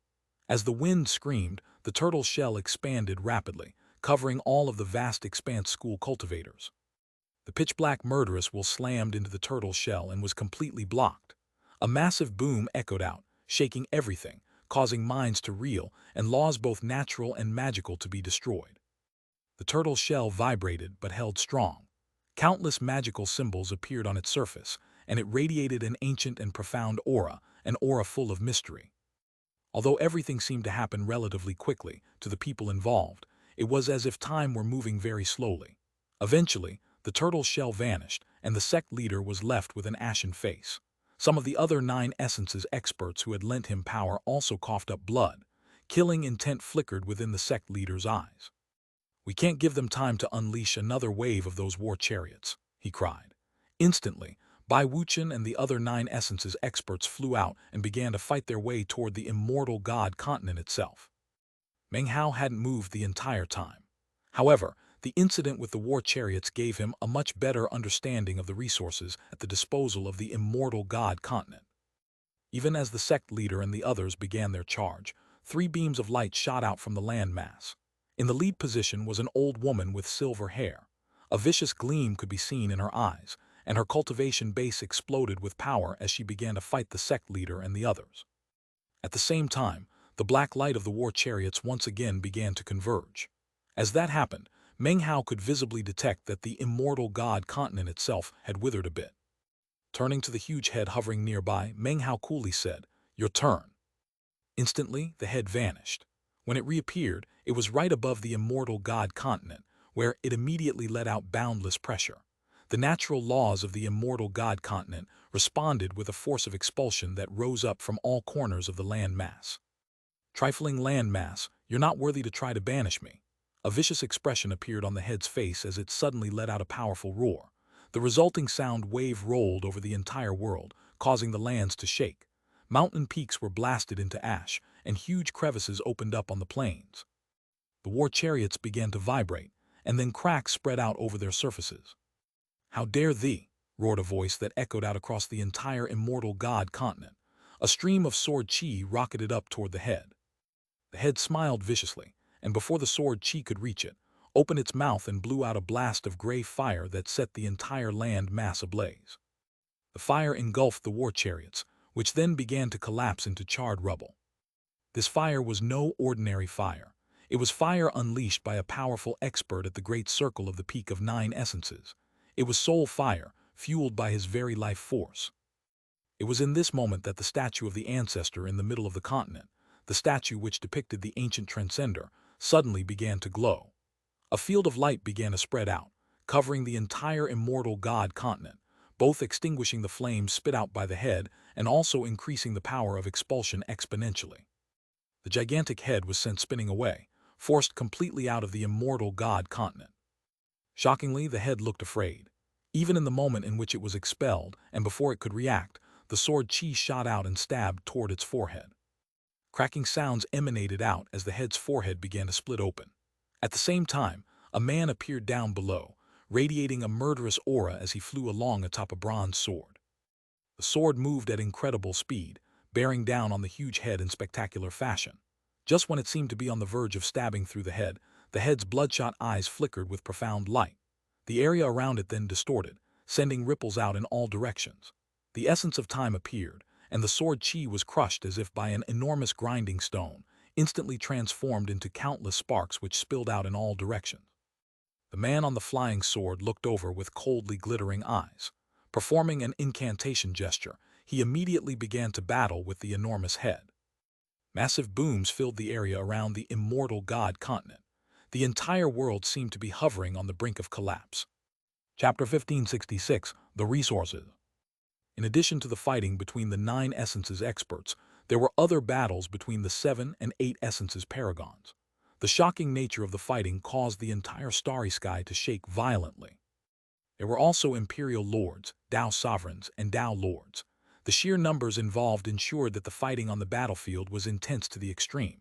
Of course, the bulk of the fighting was taking place between the ancient realm and immortal realm cultivators, of whom there were vast numbers.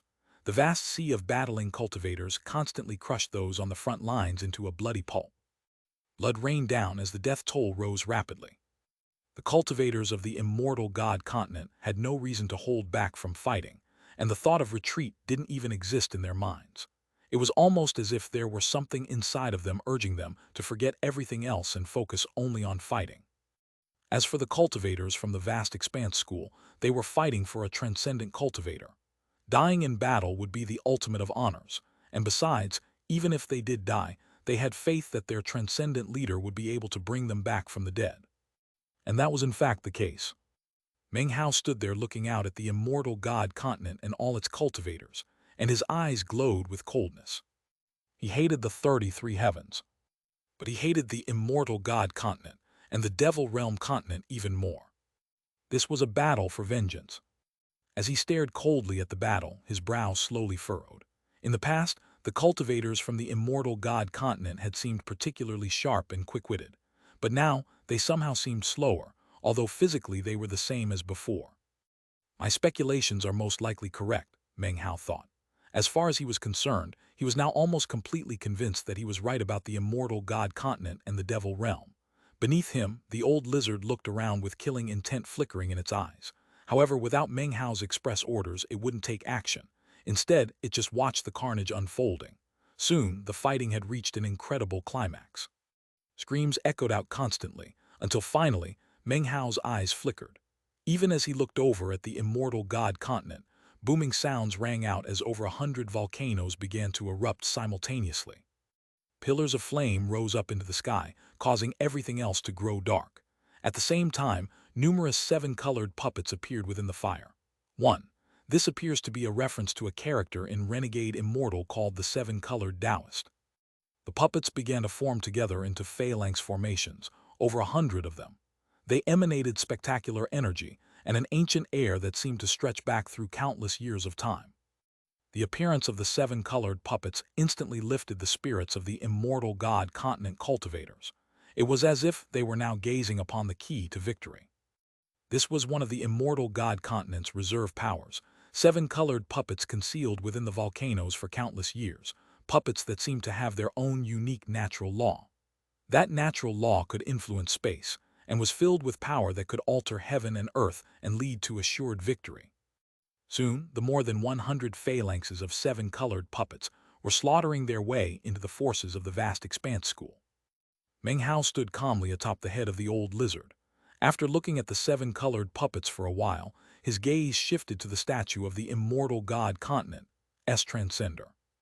Things had not yet reached the point where he needed to intervene. The vast expanse school was a powerful force, and even though they were away from the sect on a campaign, unable to bring many of their most powerful reserve weapons, they were still not a force to be underestimated.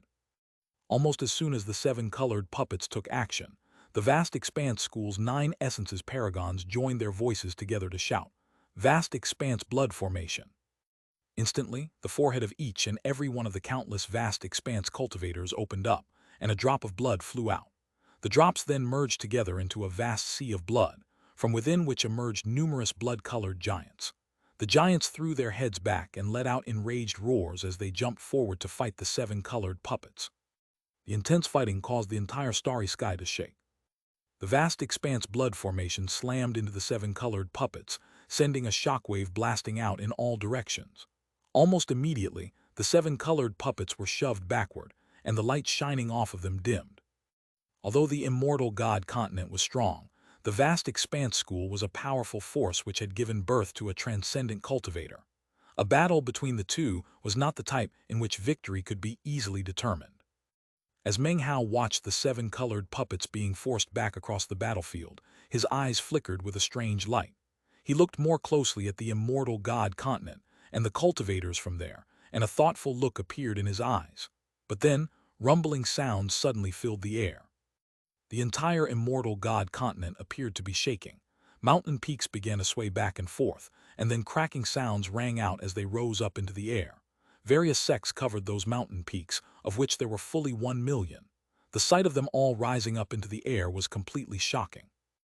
Next, it was as if a seal had been undone. The peakless mountains had apparently been opened up, as countless shocking roars echoed out from inside of them. Shockingly, dragons appeared from the 1,000,000 mountains, immediately flying high up into the air. The enormous dragons emanated pressure that could strike fear deep into anyone's soul, and their roars caused wild colors to flash in the air. Wind screamed up into a tempest as the dragons charged toward the army from the vast expanse school. "Very impressive, immortal god continent," Meng Hao murmured, eyes glittering brightly. He waved his hand, and the old lizard let out a howl and charged toward the fighting at top speed. Almost immediately, it appeared above the immortal god continent, where it suddenly changed form, transforming into something like a river of stars that stretched out overhead in dazzling fashion. A huge roar became a sound wave filled with killing intent, and the enormous dragons began to tremble. As they fought back, the old lizard was blocked, and yet at the same time, the dragons were also held in check. Shockingly, the old lizard was single-handedly preventing all of the huge dragons from doing a single thing. Heaven and earth shook wildly, and the starry sky filled with rumbling sounds. The fighting had reached an incredible level of intensity. The immortal god continent cultivators were being pushed back by the vast expanse school until they were almost on the continent itself. Because the old lizard was keeping the huge dragons in check, the immortal god continent was now in a moment of grave crisis. The immortal god continent must have more resources at their disposal than this, Meng Hao murmured. His expression was the same as ever as he hovered there in the starry sky. Chapter 1567, Not Willing. Almost as soon as the words left his mouth, Meng Hao's pupils constricted as he sensed a very unique aura rising up from within the immortal god continent. It was like a will, or perhaps a stream of divine sense, something all-powerful and supremely domineering. A red glow rose up from deep within the immortal god continent, a color like that of blood. It was something domineering, aggressive, and filled with madness. It was a light, which could exterminate all life. Almost as soon as the red light appeared, the vast hosts of cultivators from the immortal god continent looked extremely excited. Jai Realm Ancestral Light. 1. The Jai Realm is something which comes from very early in Renegade Immortal. It has nothing to do with the Jai clan in this story. The Chinese characters are different. "We're not defeated yet. How could we lose?" Roaring, they began to fight back against the vast expanse school with full power. At the same time, Meng Hao heard the words they were shouting. Jai Realm Ancestral Light. Meng Hao looked at the red light as it spilled out rapidly toward the cultivators of the vast expanse school. Meng Hao could sense the terrifying nature of that power, and was sure that it was something that the cultivators of the vast expanse school could not defend against. If it managed to spread out over the army, more than half of the force would be killed. Meng Hao suddenly laughed and took a step forward, looking completely unruffled. Shockingly, when he reappeared, he was directly in front of the red light. Then he extended his right hand and pushed it straight out in front of him. The red light, which had exploded out from the deepest parts of the immortal god continent, immediately reacted to Meng Hao. It began to shine even more dazzlingly than before, spreading out rapidly, then converging together in a beam that shot straight toward Meng Hao. The speed at which it moved defied imagination. In the blink of an eye, it became something like red lightning which flashed through the air toward Meng Hao's outstretched hand. Everything around Meng Hao was shaking violently. The starry sky was collapsing as countless red sparks of electricity raged around him. His hair whipped about his head, and his clothes flapped violently as the red light surrounded him. By now, all of the cultivators present, both those from the vast expanse school and the immortal god continent, were all looking over in shock. Time seemed to slow down as the red light around Meng Hao slowly began to fade away. He looked up and then snapped his fingers. Instantly, a sound like a thunderclap filled the world. The red lightning bolts shattered, becoming nothing more than motes of red light that floated out to vanish into the starry sky. "The Jai Realm Ancestral Light," he murmured softly. "Not bad. Enough to exterminate all things which have not transcended." With that, he swished his sleeve as calmly as before, hovering there in the starry sky, looking down at the entire immortal god continent. His gaze was something filled with seemingly endless dignity. At that point, all living things on the land mass suddenly trembled and then simultaneously shouted. "Anyone who assaults the immortal god continent shall die." As their roar spread out, the immortal god continent began to crack and crumble. Mountains were rent apart and rivers were destroyed. It was as though two huge hands were ripping the lands apart, from within which a huge figure appeared. It was a giant. These were resources which had apparently been buried beneath the ground. The giant's eyes opened, and 9 glittering stars appeared on his forehead. He raised his right hand, slamming it down onto the lands to launch himself up into the heavens. "God tribe," he roared. As he flew up into the air, he began to rapidly expand, reaching a size that might even rival a planet, the sight of which caused all onlookers to be shaken with fear. If that were all there were to it, it might not be a big deal. But then, more rifts opened up on the immortal god continent, and dozens of figures were revealed beneath. Numerous giants all opened their eyes and roared as they flew up. The starry sky was shaken by the intense, ancient energy that radiated out.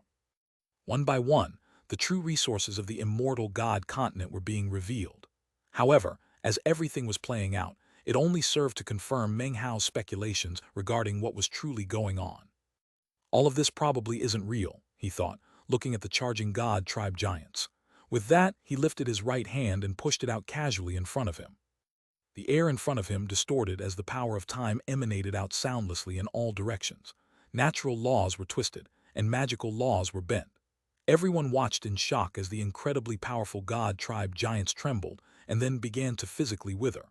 By the time they reached the expressionless Meng Hao, they were so weak that they crumbled into ash. The final 9-star giant threw his head back and let out a roar of fear and rage.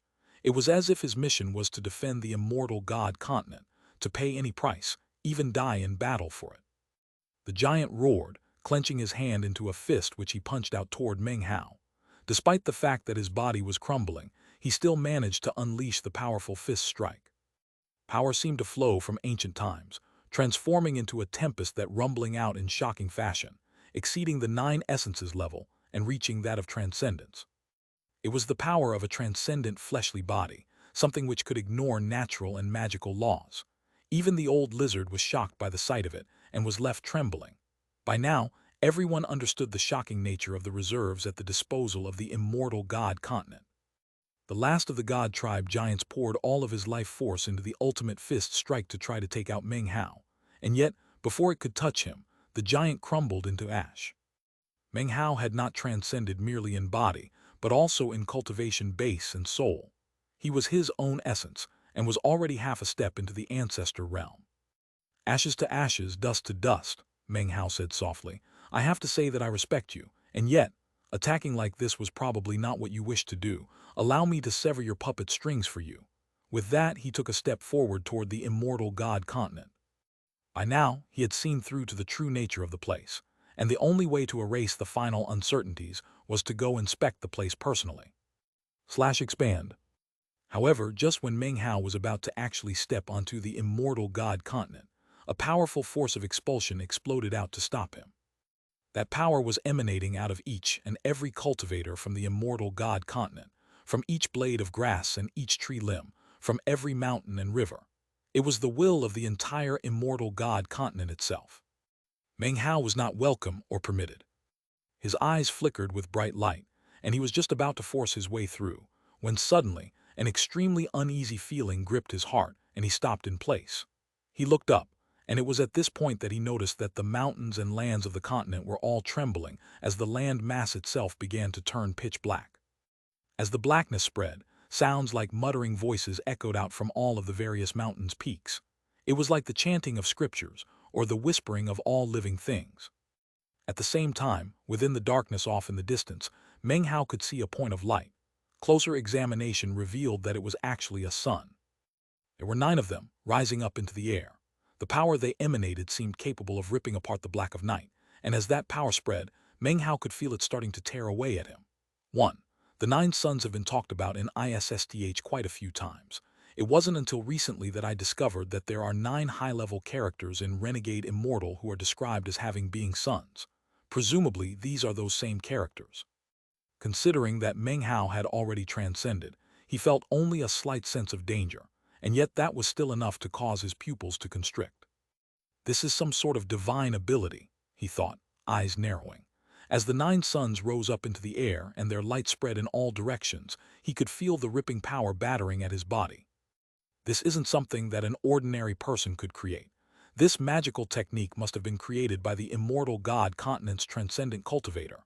Meng Hao's eyes suddenly shone with a strange light. It was almost as if he were able to pass through the ages of time, reach into the past, and actually fight with that transcender of ancient times. Meng Hao snorted coldly, lifted his right foot up, and then stamped it down. A huge boom echoed out, accompanied by a black mist that boiled out from inside of him and spread out through all heaven and earth. 9 suns sunder the night, Meng Hao said coolly. But my night is the night of the demon. It can defile anything and everything and cannot be destroyed. More and more black mist rolled out, covering everything, making the darkness of night darker, making it impossible for the light of the 9 suns to tear it apart. The 9 suns suddenly flickered, and the 9 figures inside of them vanished. Then the area around Meng Hao began to distort, and 9 black-robed figures appeared. Their cultivation bases immediately rumbled with power as they formed a deadly spell formation that could seriously injure even someone half a step into transcendence. As for a peak 9 essences cultivator, a person like that would be wiped out of existence. But this was Meng Hao they were facing. "So, you finally show your faces," he said coolly. He didn't seem to care at all that the 9 suns were attacking in unison. He even let their divine abilities and magical techniques slam into him. He was like a vast ocean, and the divine abilities of the 9 suns were like stone oxen that disappeared without a trace as soon as they touched the surface of the water. Nothing happened at all. It was almost as if Meng Hao had consumed the divine abilities. Dazzling light flickered around him as the divine abilities then rebounded, shooting back at the 9 suns with hundreds, no, thousands of times their original power. There was literally no way to compare the two. One was like the light of a firefly, and the other was the light of the full moon. Rumble! 9 divine abilities shot back toward the 9 suns. The suns groaned, and before they could even do anything, were completely overwhelmed by power thousands of times that which they had unleashed. It all happened in the blink of an eye. 8 of the surrounding 9 suns were transformed into ash, destroyed in body and soul. Only one wasn't killed, an old man who Meng Hao reached out and grabbed by the neck. Meng Hao's expression was the same as ever as he held the only survivor among the 9 suns up in front of him. The old man glared back, and was just about to self-detonate when Meng Hao's divine sense crushed down onto him, quenching the power of detonation. Then, the divine sense stabbed into the man's mind as a soul search began. What he discovered, however, was emptiness.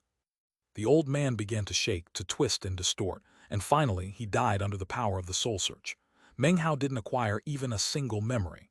It was as if the old man actually had no memories, as if the only thing he knew how to do was kill. "A puppet," Meng Hao murmured. "Yet another puppet." Based on his thousands of years of experience, on his transcendent cultivation base, and his dealings with the starry sky of the vast expanse and with the will of all heaven, he had long since come to a theory regarding the immortal God continent and the devil realm continent. His theory was that these 2 land masses actually contained no living people. If these were the living descendants of the 2 ancient transcenders, then none of what was happening would make sense. After all, the 2 transcenders were the enemies of all heaven. This was a conclusion he had reached after his experience touching the 3 destroyed pillars outside the vast expanse. These 2 continents were most likely destroyed many years ago by all heaven, just like he destroyed the land masses belonging to Patriarch Vast Expanse. Meng Hao frowned. That was the conclusion he had reached, the only hitch being that all of the cultivators around him actually possessed flesh and blood bodies. The only explanation is that they're puppets, he thought, and yet there is something at play that makes them not puppets. He began to walk forward. Hordes of cultivators threw themselves at him, but not a one could get close. The wave of a hand destroyed them instantly. He was followed by the vast expanse school army, which unleashed destruction onto the immortal God continent that caused the entire starry sky to shake. Meng Hao had only moved forward about 100 paces when suddenly one of the twisting rivers on the land mass suddenly began to flicker with light. Unexpectedly, the entire river rose up into the air. Closer inspection revealed that the river was actually formed into the shape of a bow. Almost as soon as the river-like bow rose up into the air, a young man appeared. As soon as Meng Hao laid eyes on him, he looked familiar. His appearance was very similar to Slaughter, and also like the statue in the middle of the immortal God continent. A descendant of this place's ancient transcender.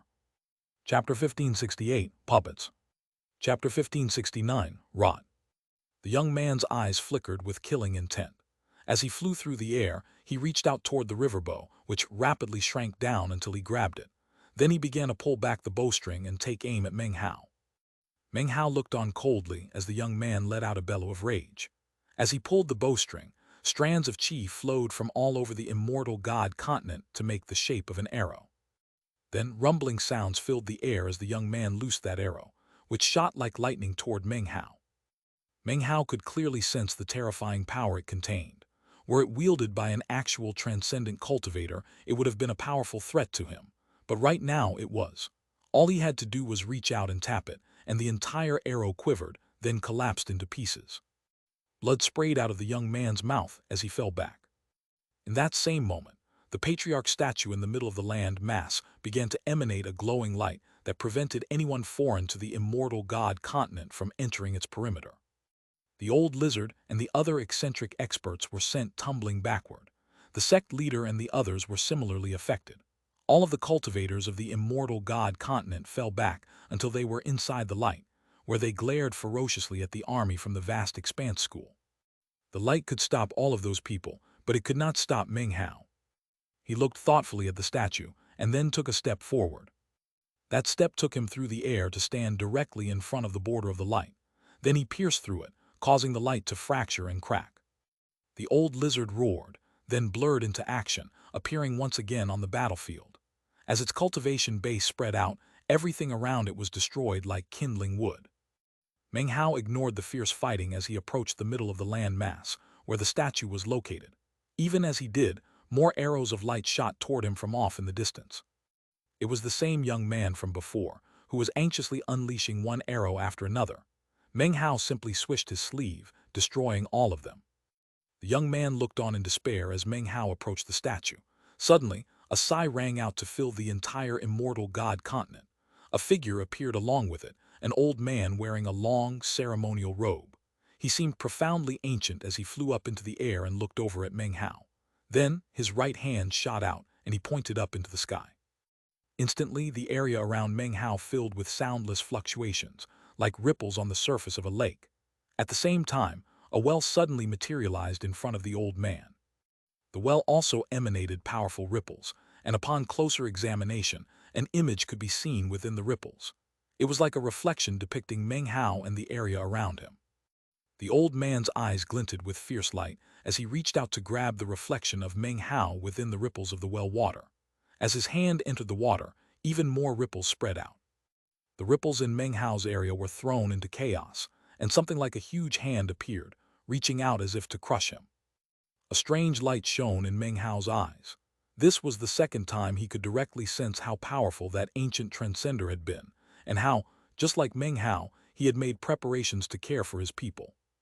Unfortunately, the will of the vast expanse is doing all of this. It was not the original intent of that transcender. Meng Hao looked at the old man working his magic off in the distance, and then simply kept moving forward. Every step he took caused the ripples to be destroyed, and forced the gigantic to struggle just to maintain its form. The old man began to tremble, as if even all the power he had at his disposal wasn't enough to sustain the magic. Cracks spread out across the surface of the well, and it began to collapse. The old man let out a howl of fury. His body began to wither up as his blood and muscles were sucked away. Soon, he looked like nothing more than skin and bones. Because he was overdrawing on his cultivation base, something was revealed that had been hidden before, a slight aura of rot. That aura was something that not even a Peak 9 Essences expert would notice, but Meng Hao could feel it. His eyes flickered over to look at the old man, who roared as the aura of rot grew stronger, as if he had been decaying for years and years. Suddenly, he reached out and made a vicious grasping motion. The air around Meng Hao began to rumble as the huge hand began to crush down toward him. Shockingly, the aura of transcendence could be detected upon it. Even as the hand closed in, Meng Hao let out a cold harumph, and his own transcendent aura erupted with full force. BOOMMM. Fleshly body transcendence, cultivation-based transcendence. The energy caused heaven and earth to tremble and shatter. Before the hand could get close, it shattered into countless fragments. At the same time, the air around Meng Hao transformed into a black hole. The well couldn't hold on any longer and shattered, sending a blast of rubble out in all directions. The old man trembled, then coughed up a huge mouthful of decaying black blood. The aura of rot around him grew even more prominent. Just when the old man was about to retreat, Meng Hao's eyes flickered with cold light, and he took a step forward, bringing him directly in front of the old man. Instantly, his hand reached out and grabbed the top of the man's head. The magic of soul-searching was unleashed. Almost instantly, though, Meng Hao frowned. This old man was just like the 9 sons. He had no memories, or if he did, they were in complete chaos, as if they had been forced into his head by someone else. They were completely impossible to analyze. After a moment passed, Meng Hao's eyes flickered, and he suddenly began to reel in his cultivation base. He suppressed his power until it was at the 9 essences level. As he did, the aura of rot on the old man faded away and his physical appearance looked more and more normal. He wiped the blood from his mouth, and it no longer contained an aura of rot. At the same time, the hatred in his eyes grew more intense. It was at this point that roaring could be heard from the mouths of all of the cultivators of the immortal god continent, even from far off in the distance. Meng Hao, you shall die. Rumbling could be heard as the entire world suddenly seemed to be complete. As Meng Hao's cultivation base dropped, the surrounding cultivators seemed to grow more alert. Chapter 1570, Seeing Clearly. So that's how it is, Meng Hao said, his voice cool. He waved his right hand and a boom echoed out as the old man exploded, killed in body and soul. Meng Hao stood there, looking at the statue not too far off in the distance. Keeping himself at the 9 essences level and dissipating all traces of transcendence, he looked around at the cultivators and the statue. There were no more mists, and the face of the statue was now completely filled with dignity and splendor. My cultivation base has exceeded the Deosaurs and is now half a step into the ancestor realm. Another bit of progress would allow me to see the truth, not just the clues. After some thought, he waved his hand, wiping out an entire wave of attacking immortal god continent cultivators. Then, he powered his cultivation base up from the 9 essences level back into the Deosaurs.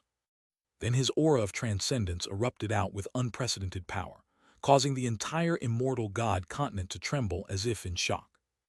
That power was not only that of fleshly body transcendence and cultivation-based transcendence. As of this moment, the will of Meng Hao's transcendent soul erupted out. Boundless power surged, power that exceeded the Deosaur's power, which was half a step into the ancestor realm. In that very instant, Meng Hao could suddenly sense that the voices of the immortal god continent cultivators were growing quieter. Eventually, they faded into nothing. They now seemed to completely lack intelligence whatsoever. As for the statue of the transcendent cultivator, his face was distorted, making him look very different than moments ago. Furthermore, the entire immortal god continent was covered with mist. Meng Hao stood there looking at the statue, and after a moment he waved his hand, causing one of the immortal god continent's 8 essences paragons to suddenly vanish. He appeared in front of Meng Hao a moment later, who reached out and casually crushed his neck. Meng Hao studied him for a long moment, until he was able to detect an aura emanating out of him that wouldn't be noticeable without intense concentration. After seeping out of the eyes, ears, nose, and mouth of the 8 essences paragon, it began flowing toward a statue off in the distance. There were actually 9 such statues located throughout the land mass, 8 on the periphery, and one larger one in the very middle. If I really want to see what's going on, it shouldn't be that difficult. He extended his right hand, and the copper mirror flew out and began to melt. It transformed into countless black threads which instantly covered Meng Hao, forming a suit of black armor. By borrowing the power of the parrot, he was able to push his cultivation base past that half a step, all the way into the ancestor realm. Are you Billy? His hair whipped about as a tempest of wind screamed around him. The vast expanse was shaken by this peak level of power. At the same time, the parrot flew out, letting out a squawk as it shot into Meng Hao's forehead, merging with his closed third eye, the Dao eye, which began to emanate a violet glow. With that, he closed his 2 eyes and opened his Dao eye. Violet light erupted out to fill the entire world, and at the same time, Meng Hao's view of the world completely changed. He saw that the cultivators of the immortal god continent were actually formed from clumps of qi and blood. They were mere outlines, filled with black mist that gave them a very shocking appearance. Regardless of whether they were men or women, old or young, and regardless of the level of their cultivation bases, to Meng Hao, they were all just clumps of qi and blood. Whenever one of them died, they would be absorbed by the nearest statue. The black mists inside of them were apparently their souls, their true forms. Furthermore, within that black mist, Meng Hao was able to detect fluctuations of the will of all heaven, and even soul strands which bore the same aura. Meng Hao sent his divine sense out to fill the entire immortal god continent, and found that virtually all the cultivators were the same, with very few exceptions. One of the exceptions was actually an entire clan. That clan was not participating in the warfare. Instead, they all sat there cross-legged, mixed emotions on their faces. Many of those faces were familiar to Meng Hao. It was none other than the Wang clan. Meng Hao even saw Wang Tengfei, with the blood of the god tribe pumping through his veins. The Wang clan cultivators were all sitting cross-legged in meditation, surrounded by an enormous spell formation that continuously prevented the black mist from entering the clan. It only took a moment for Meng Hao to realize that the spell formation was actually a teleportation portal, and a complicated one at that. It couldn't be activated very quickly, and even more shocking was that it seemed to lead outside the starry sky of the vast expanse. Meng Hao turned his attention to another of the living beings, someone who wasn't in the Wang clan. As soon as Meng Hao focused his attention on that person, he recognized who it was. It was none other than the former echelon cultivator from the first mountain and sea, Dao Heaven. He looked old, but Meng Hao could still tell who he was. Unfortunately, Dao Heaven was laced with black mist, which was eating away at his fleshly body, something he couldn't even detect. After a moment, Meng Hao sent his divine sense sweeping out over the land mass once again, whereupon he detected more people who were different. There were 8 of them in total, all located in different locations around the immortal god continent. They were made of chi and blood like everyone else, but they had no traces of the black mist within them that was the will of all heaven, and none of the strange soul strands. Almost in the same moment that Meng Hao realized these 8 individuals were different, they seemed to sense his presence and turned their attention in his direction. He could immediately sense that they were filled with complicated emotions. Eventually, Meng Hao closed his Dao eye. Then his 2 eyes opened, and he swished his sleeve. The black armor vanished, returning to the shape of the copper mirror, which he put away. The booming sounds of combat still echoed out around him. The vast expanse school truly deserved its reputation as the #1 power in the starry sky of the vast expanse. The entire sect had been mobilized, and when you added in the superior power of the 9th sect, plus the old lizard and the other eccentric beings, the immortal god continent simply wasn't capable of fighting back. The land mass was shaking as the vast expanse school cultivators battled their way in deeper and deeper. Meng Hao ignored the fighting. Just as he was about to take action, the entire land mass trembled. Countless cultivators dropped to their knees and prostrated themselves to the heavens. All of them were crying out the same thing. Patriarch, come to us. Patriarch, come to us. Patriarch, come to us. Their voices joined together into a sound wave which rocked heaven and earth. The land mass shook, and a strange aura suddenly began to descend.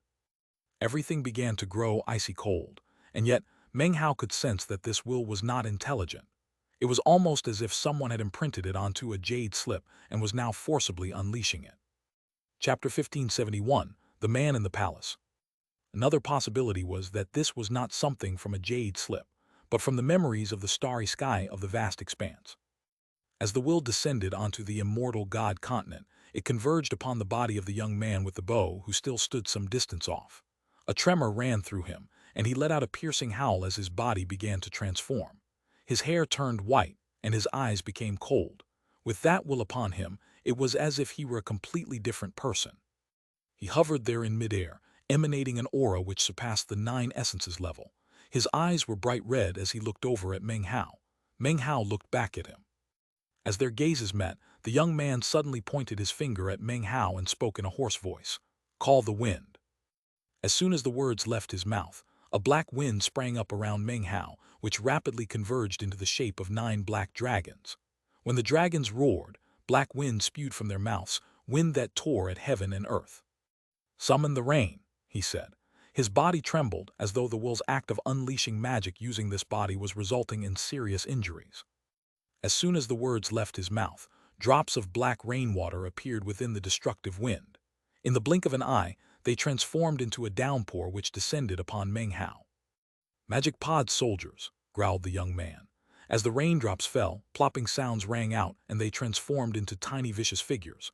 Apparently, these were all people who had fallen in death to this magical technique countless years in the past. Mountains crumble. Lands collapse. Things weren't over yet. The young man coughed up a mouthful of blood as the force of the will caused his body to wither rapidly. However, he didn't hesitate to unleash even more divine abilities. Everything shook and shattered as he used the shocking magical technique of mountains crumble, lands collapse. And finally, dark moon, clear skies. The young man threw his head back and let out a piercing cry. His body instantly withered even more dramatically until an intense aura of rot emanated out from him. The will inside of him erupted out with full force, merging with the magic, causing the image of a dark moon to appear on Meng Hao's forehead. 1. All of these different magics form a complete verse, or maybe two, that was one of Wang Lin's powerful divine abilities. Exterminate, the young man roared. BOOMM. Meng Hao stood there, allowing the black wind and rain to batter him. Vicious figures pounced on him. The lands beneath his feet collapsed, and the surrounding mountains crumbled. The dark moon mark on his forehead seemed to be on the verge of ripping him to shreds.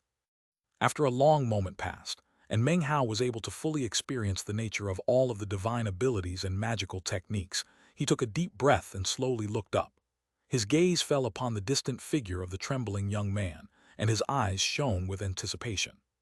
First, the light of the suns dispelled the darkness, then that old man manipulated the reflections in the well, and now this six-faceted divine ability. All of this leaves me with nothing but respect for the ancient transcender from the immortal god continent. With that, Meng Hao waved his sleeve. The young man laughed bitterly as his body was destroyed. However, to Meng Hao, he was nothing more than a clump of qi and blood. He might have died, but that was nothing but a scattering of raw qi and blood. By this point, Meng Hao had his answer regarding the mysteries of this place. What he needed now was to investigate the 8 soul strands that were different from the others.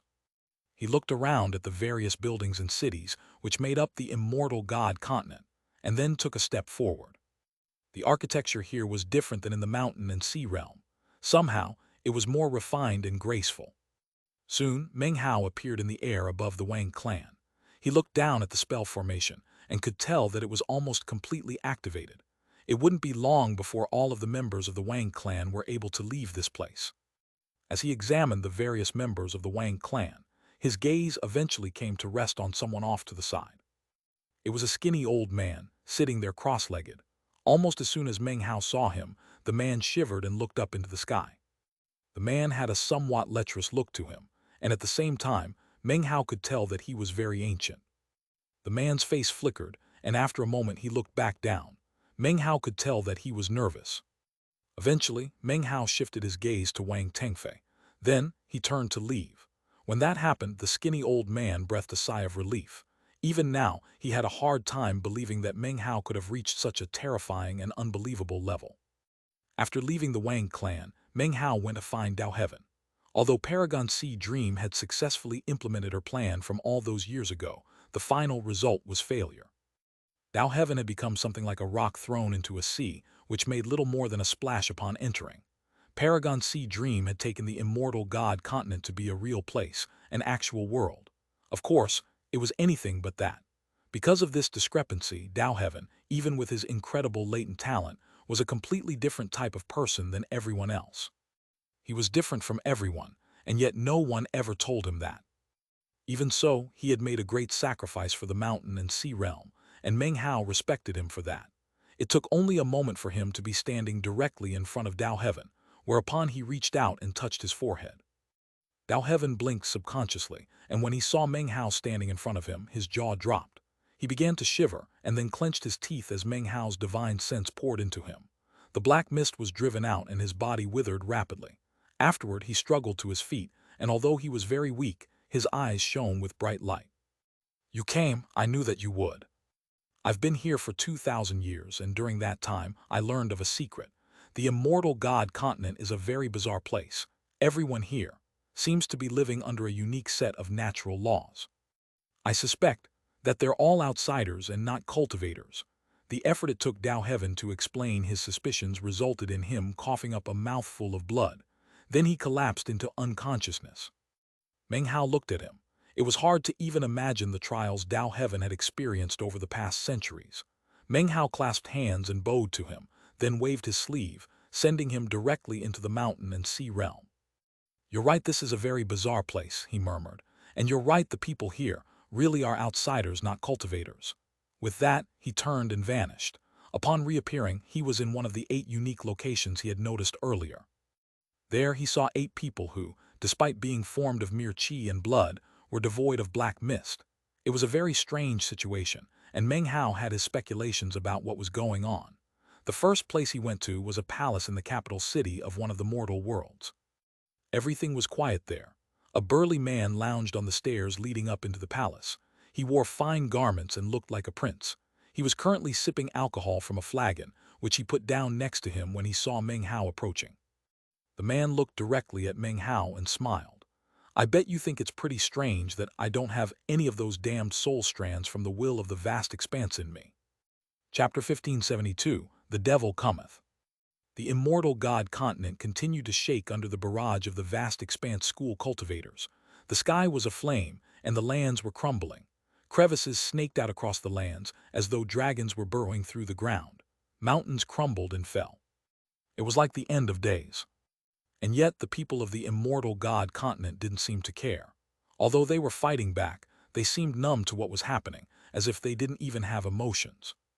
If Meng Hao dropped his cultivation base back down to the 9 essences level, he would be seeing something very different.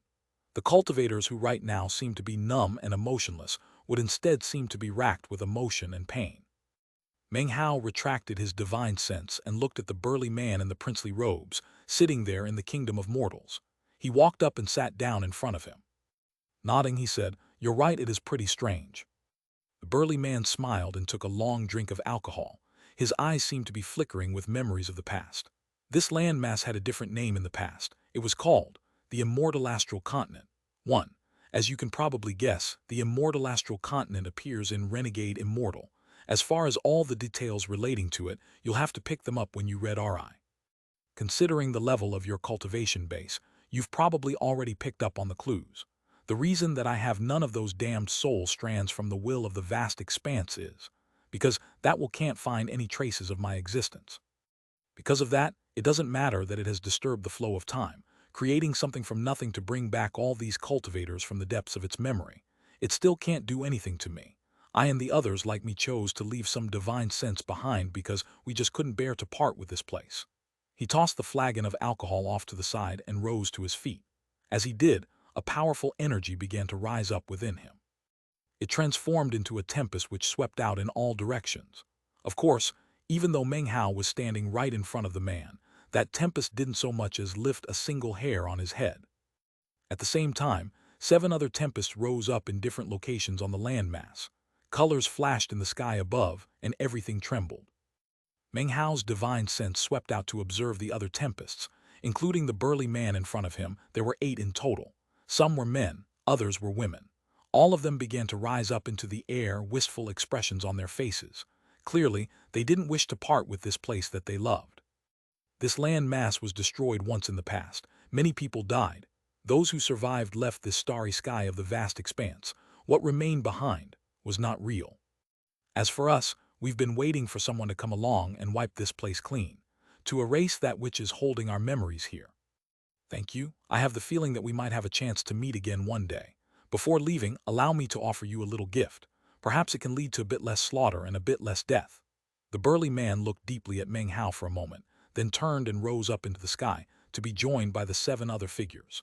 The 8 of them flew up to the highest height of the sky, where their bodies began to twist and distort, transforming into a vortex. At the same time, the spell formation surrounding the members of the Wang clan was completely activated. The Wang clan vanished into the vortex. Apparently, those 8 people were taking the Wang clan with them to wherever they were going.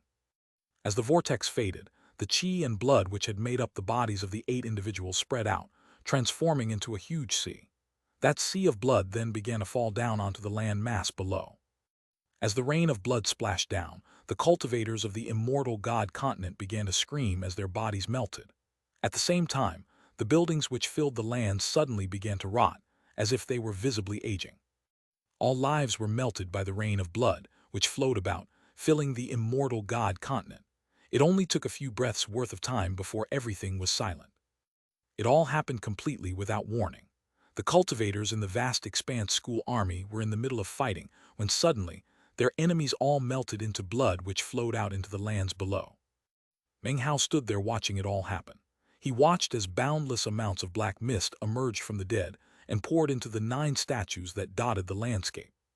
Soon the statues were all pitch black and emitted cracking noises. Then they began to crumble. As each one fell to pieces, the remaining statues grew even more deeply black in color. Eventually, 8 of the statues had crumbled into rubble, and the central statue, the most shocking of them all, was completely pitch black. A moment later, black mist exploded out, completely filling the starry sky. A shocking will also emerged from within the statue. The statue changed. It no longer looked fierce, and its features were no longer easily distinguishable. It was not the transcender from ancient times. It was merely an embodiment sent by the will of all heaven. It was in that exact same moment that the statue's eyes opened. Everything began to shake, and the black mists roiled as a shocking aura erupted out.